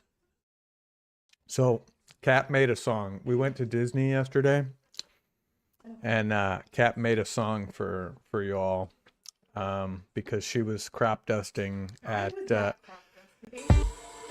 She says. Sun's beating down on the World Showcase. Stroller traffic, personal space erased. Mickey ears and a turkey leg. I should not have trusted that food court bread. Grandma's judging, kids are crying. Someone's live streaming, a dad sighing. I duck behind a Viking ship. Release the beast, let it rip. I'm crop dusting at Epcot, walking real slow. Italy to Mexico, let the north wind blow. If you smell something tragic, no, you didn't know. Crop dusting at Epcot. Incognito in the souvenir store, passing gas by the merch.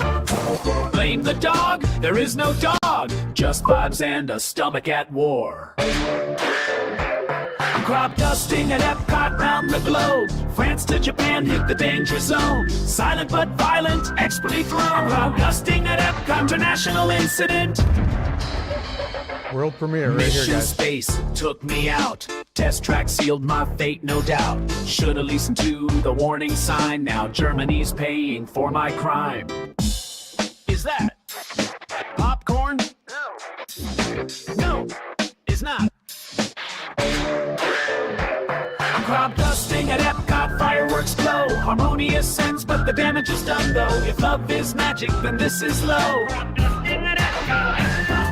So raise your churros, say a prayer, for innocent noses everywhere. I regret nothing, I have no shame. See you next trip, I'll do it again. I'm crop dust your churros, say a prayer, for innocent noses everywhere. I regret nothing, I have no shame. See you next trip, I'll do it again.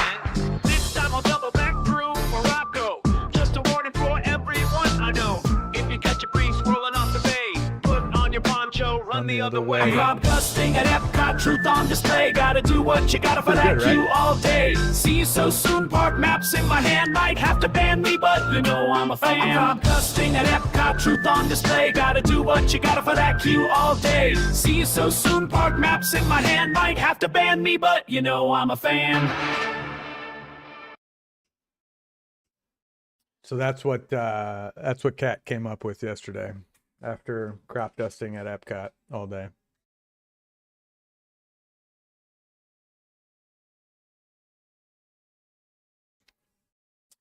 I don't know what exactly possessed her to write that song, but see, guys, this is what AI is supposed to be used for. This is what AI is supposed to be used for, ladies and gentlemen. Not clarify. It no, wasn't me that no, was crop dusting. don't listen. I was Don't. the one getting crop dusted. Don't listen to her. And I She came up with the song, so something was going on. Yeah, I was getting crop dusted at Disney, and you were the one that was with me. So No, it wasn't me, guys. Wasn't me. Oh, my Discord link's broken.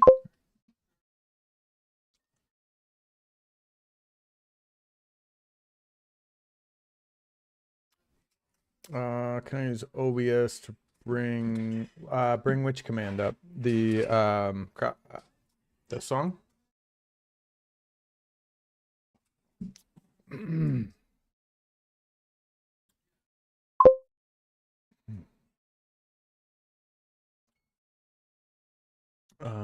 Which Discord link? Over on Kick?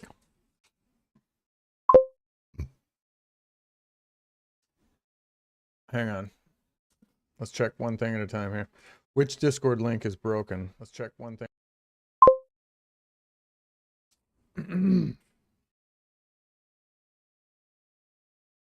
This one? Okay. This one goes to the Bad Spade Battalion. In the YouTube description. Got it. Thank you. I will look that up. YouTube description. Hang on. Let's go back to YouTube.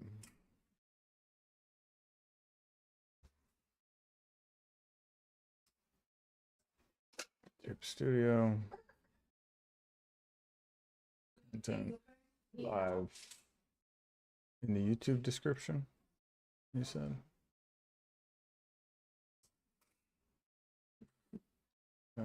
It's not in the description.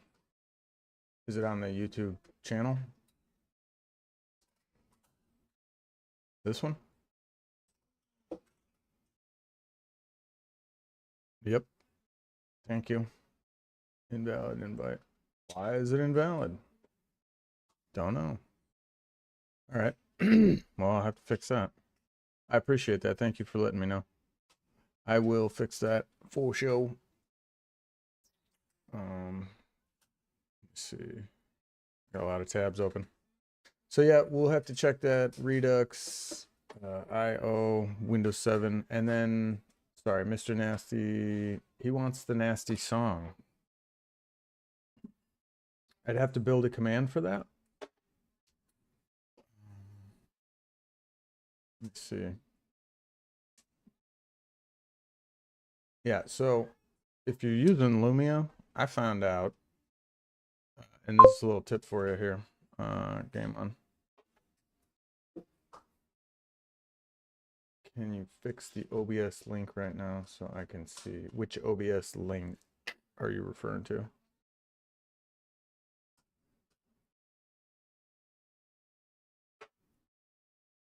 To the Discord?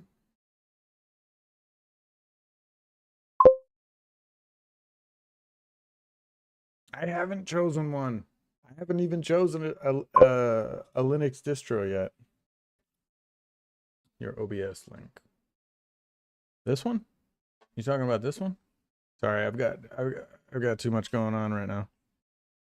You talking about that link?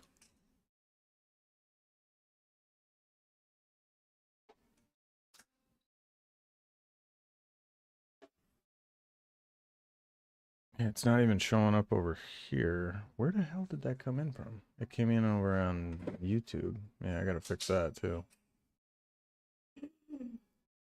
I haven't chosen a distro just yet. Which, what distro are you running, Glenn?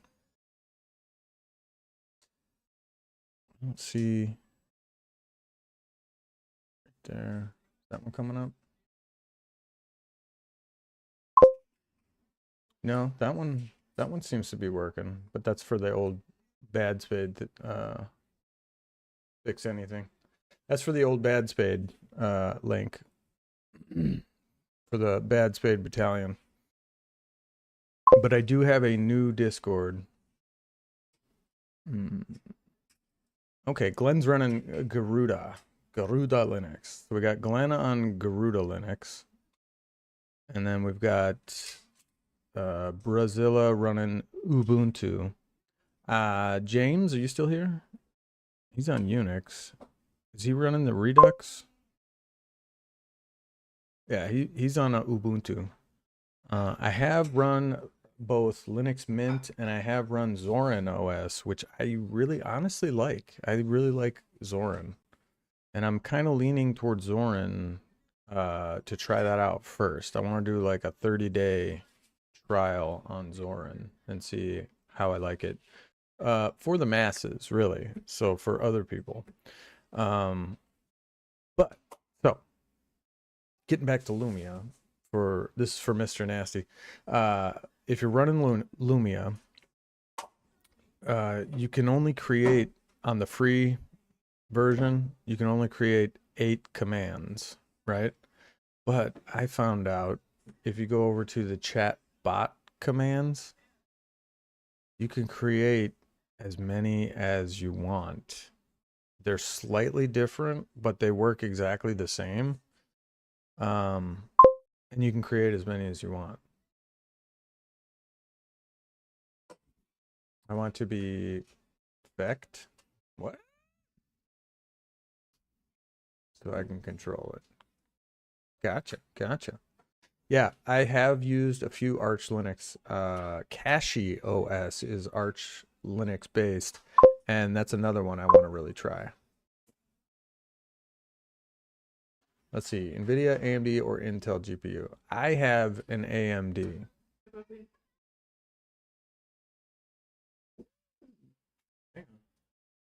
Thank you very much.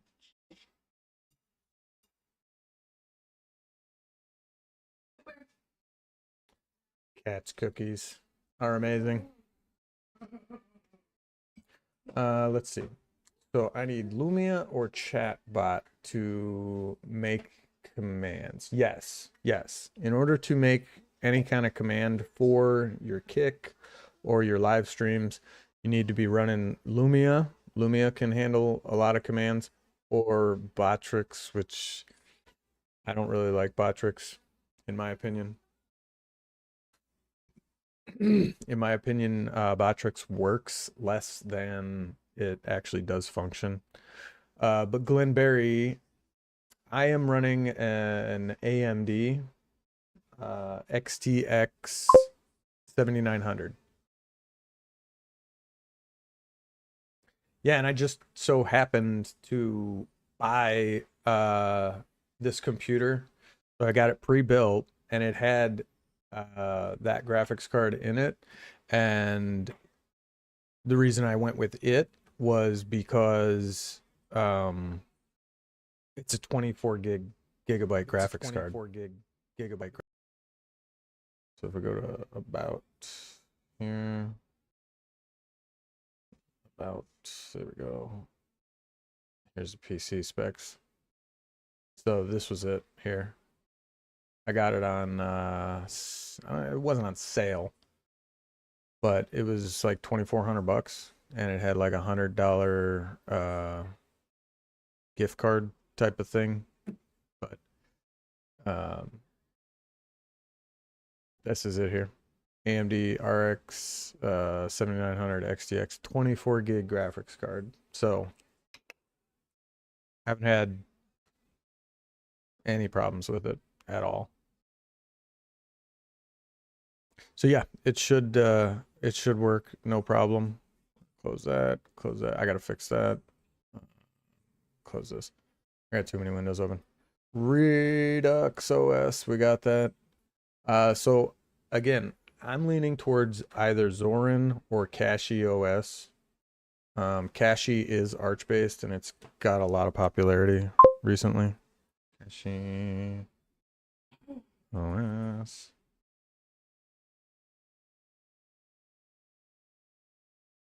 I have half as much VRAM on mine, and it's an RX 6700 XT. Yeah. Yeah. It's nice. It's nice. Cache OS is Arch based, and it is blazingly fast. Customizable Linux distribution. So, but yes, Mr. Nasty, I would go with Lumia. It's the best. It does take some setup, but once you have it all set up, you can do stuff like that.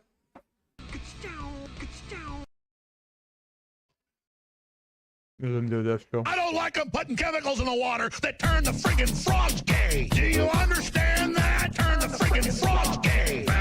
Serious crap. Gay. Frogs, friggin' frogs. It's not funny.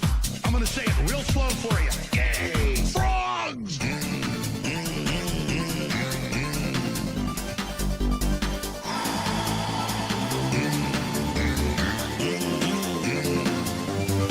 Won't you fight for your...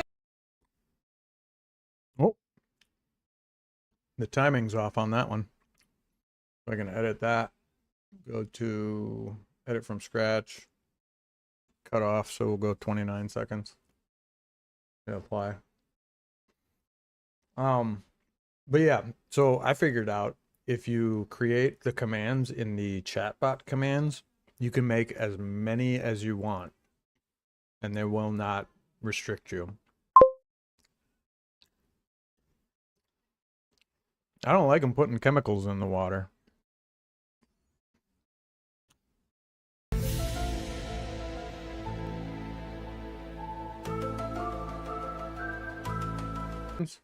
They integrate with OBS so that when I click, I set these up so that when I hit certain commands, it changes my scene in OBS. So you notice when I hit the command, it zooms in the camera so that I can, you know, react and play with the audience kind of thing. But some of them don't change the camera. Dead or alive, you are coming with me. I forget which ones. Most of these probably do change the camera.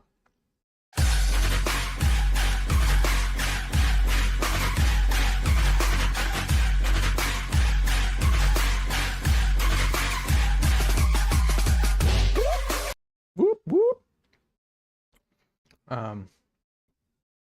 But that's about it. BRB. What's this one? See, I'm like, oh, yeah. I'll be back. I'll be back. Anyway, I would suggest doing it this way. And you can do a lot more with this stuff. But you said you wanted a command for your song? So basically, what I would do is just come in here. We'll do the WTF one. We can copy it. Oh, thank you for subscribing, man. I appreciate you. We'll copy it. It goes down to the bottom. And it's called What the Copy. We'll edit from scratch. And we will call this Nasty. And then I forget how long it is. I think it's like 16 seconds, the song. Do cooldown. That's fine. Overlay actions. No, I don't think we need overlay. Because really, we just want to play the audio. So we can delete this. Go to the end. Delete that one. We'll leave the OBS. Because then it switches the current scene to close-up. And then it switches it back. But then we go into audio. And we just pick your song, which is Nasty Walk On number 2. And then hit apply and refresh. And now if you hit exclamation nasty, it should trigger that command. Holy, oh, don't mind that. Make it nasty, make it nasty. Pop it on the bitch. Make it nasty. Playing games you can't resist. There it is. Sorry about that, guys. If I yeah, it's another glitch here. If I scroll down on the kick chat over here, it just starts fucking replaying all the chats into Social Stream. So that just played like 20 different chats. Now I don't know what was actually said or what was not. Okay. Try Nobara, Gaming OS, Linux distro. Nasty. Got it. Just wanted to play that intro song. Well, there you go. Now you can play it anytime you want, buddy. This is automatically being deleted. Chatbot is free. Yes. So this is Lumia Stream, right? And then you only are on the free version. You only get 8. So that's why I put these 8 as part of, I forget what they call them. These are special ones that are like animated that just pop up automatically, right? But you only get 8 of them. Whereas the chatbot commands, you can't utilize those. I think they're VHX something. I know. Make it nasty, make it nasty. Make it nasty, make it nasty. Pop it on the bitch. Make it nasty. Playing games you can't resist.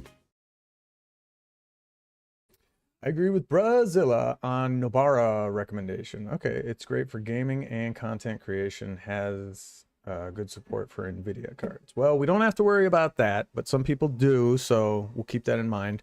Again, I was just going over this OBS tool, Lumia Stream.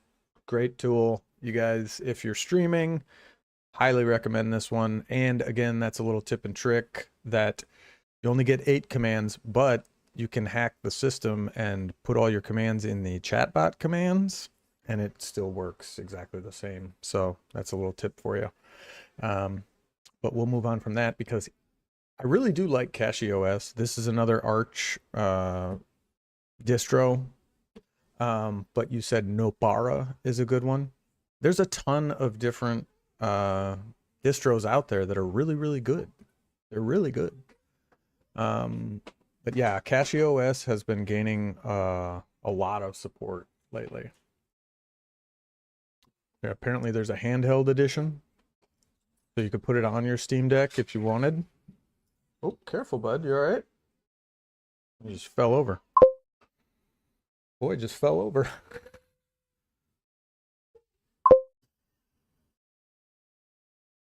Yeah, CashieOS is great. Okay, then let's look up Nobara while we're at it.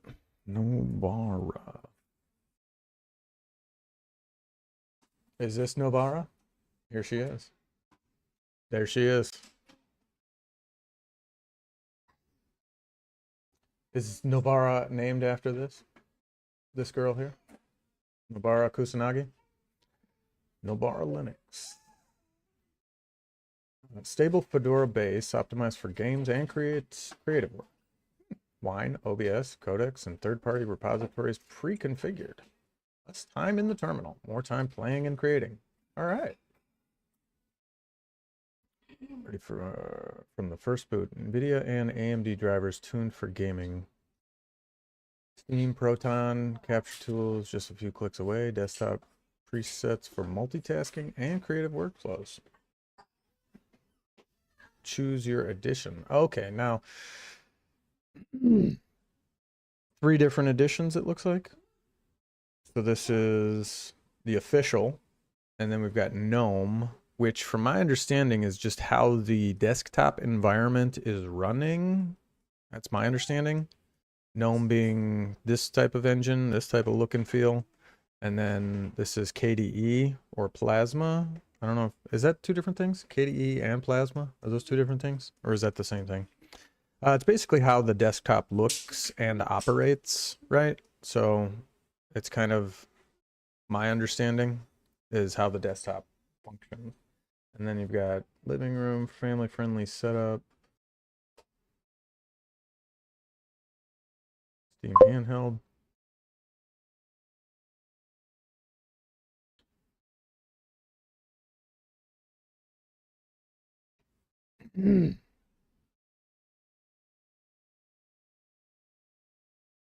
All right. Well, which one do you guys suggest as far as here? Should I go with the official? Now this says custom KDE design, tuned for games, creative tools. Focus on content, ideal for laptops, distraction free. KDE experience deep customization for power users. I'm just gonna go with the official one. Standard, and then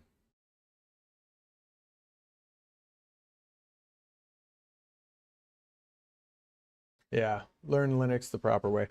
And you know, maybe back in the day, that's the proper way, but now there's so many different flavors of Linux out there that there really isn't any proper way to learn Linux. There will always be the original way, right, of terminal and learning commands and stuff like that, and that's always going to be at the core of Linux. It will always be there. That's never going to go away, right? But a lot of the newer OSs like kind of get it more to like the end user usability features, making it more graphically user interfaced. I'll try the official on this one too, and I'll throw both of these. This one, and we have which one? We got Nobara.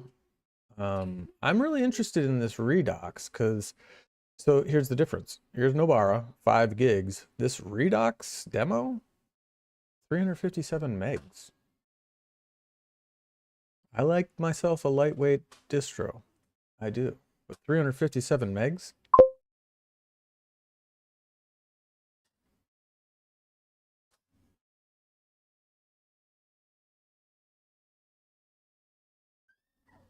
Yeah, exactly. That's kind of the thing. So it's like I'm a noob at Linux, and I'm not ashamed to say that. So it's like I'm gonna go with the official easy peasy ones for now. So like you, I can learn at my own pace, right? Whereas you're on to maybe step 2 or 3, where you can just you're ready to jump into the official or the old school way of running Linux. You're ready for that. I'm not ready for that.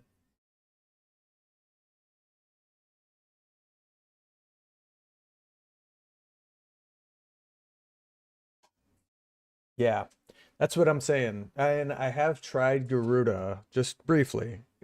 Garuda is really good. Manjaro also tried it briefly. Very, very good. Kashi, I have not really jumped into, but I do have it downloaded. I think I tried it again briefly. I haven't used them to the extent of like actually going through daily tasks. So that's what the 30-day challenge is going to be about. But again, the way I operate, I want to test the waters first.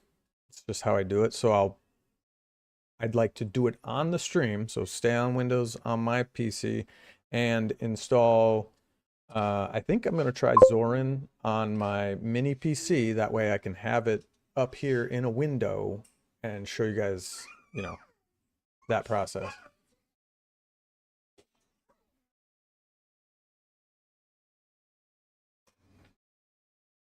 Yeah. Yeah, bare metal or full metal, get hardware acceleration on the Hackintosh. Yeah, yeah. That's what I thought you meant. The Hackintosh on a system, not virtually or in a, what is it called? Can't think of the word right now. Like parallels or whatever the hell that is. Yeah, virtual OS.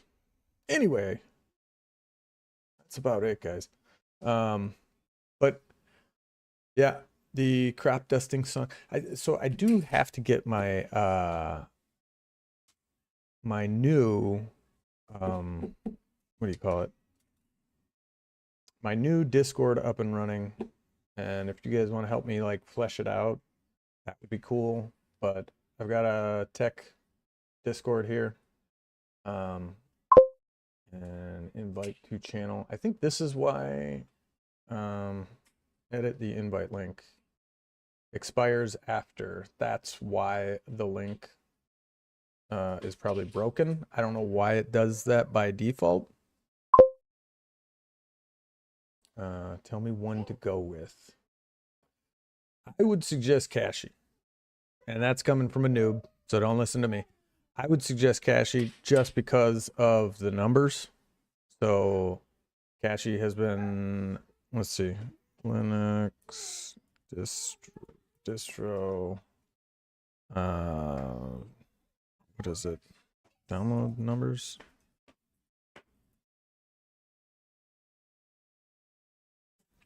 Hey, buddy. Yeah, distro wash. So I've been to this before, but you can see here distro. If you go to distrowatch.com, it kind of gives you right here. Number 1, last 12 months, Kashi OS. Last 6 months, Kashi OS. Last 3 months, Kashi OS. Last month, Kashi OS. Number 1. So I don't know if that tells you anything. Mint is number 2.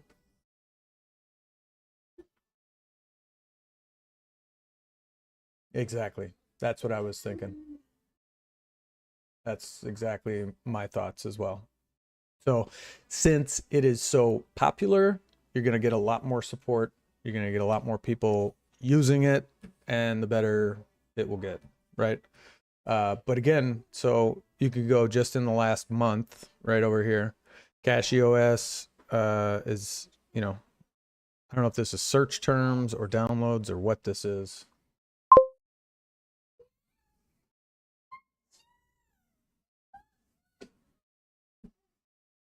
Fastest kernel. There you go. Fastest kernels in the West.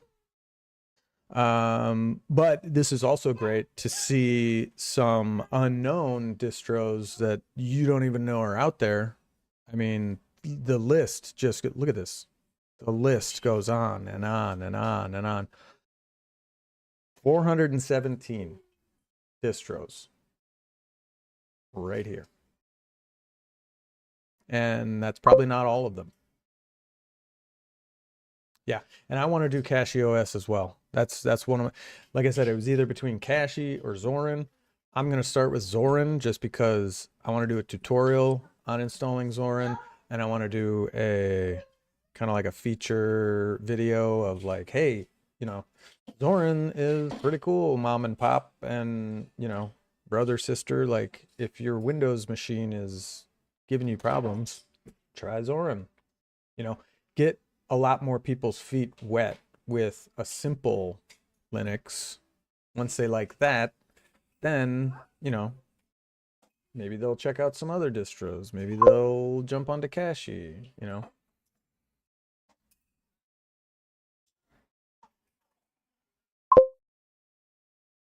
Oh, yeah. Yeah, absolutely. Absolutely. But let's check the list here real quick. So Mint, solid number 2 as well. So Cachy's on top. Mint is right there at its heels. I think Cachy is better just based on visually and, like you said, faster. So it seems to be faster than Mint, and it seems to be prettier or more polished, right? Hi, buddy. I'll jump off of here in a minute, okay? Cachy just seems a little bit more polished, so it's a little nicer looking, you know. What? I'm talking to the stream.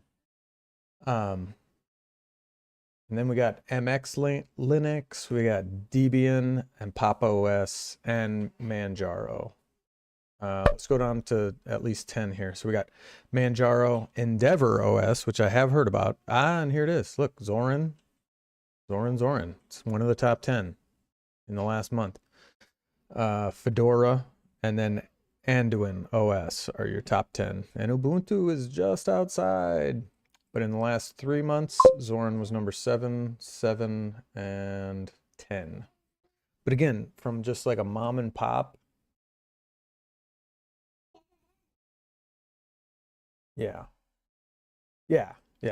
I think, and for like a mom and pop perspective, right? I want to do that first because I think a lot of people from Windows don't know where to turn, right? So I feel like Zorin for them would be ideal.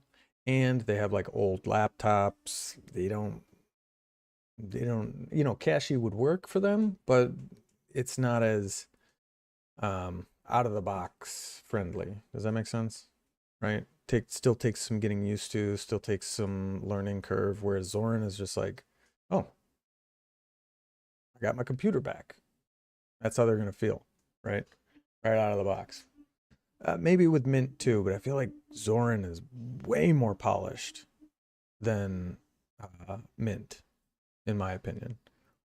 So anyway, thank you guys for being here.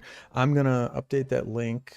I'm gonna do it right now so this is why my freaking Discord link, because by default it defaults to 7 days and it just expires. So that's why I've run into this many a times. So no limit. We'll generate a new link. I'm gonna copy it. And then I'm gonna go to my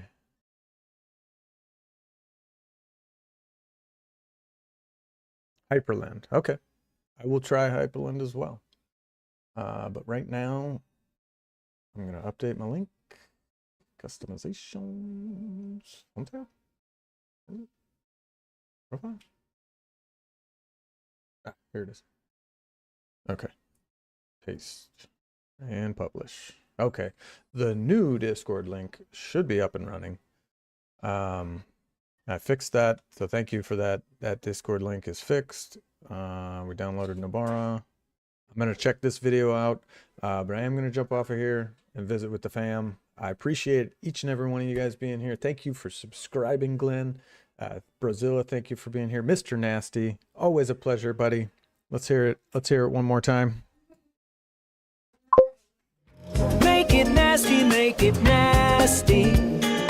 Pop it on the bitch. Make it nasty, make it nasty. Playing games you can't resist. always being here. And we'll see you in the next one, guys. We will see you guys in the next one. Thanks for being here, guys. And next time I will make sure to get my mini PC set up ish and ready to go, so that way we can install Zorin, test it out, show you guys what I'm talking about, and go from there. And if we don't like it, easy peasy, we can just install Cache over the top of it. So not a problem. And Brazilla, thank you for testing the link. And yeah, we will see you guys on the next one. Peace.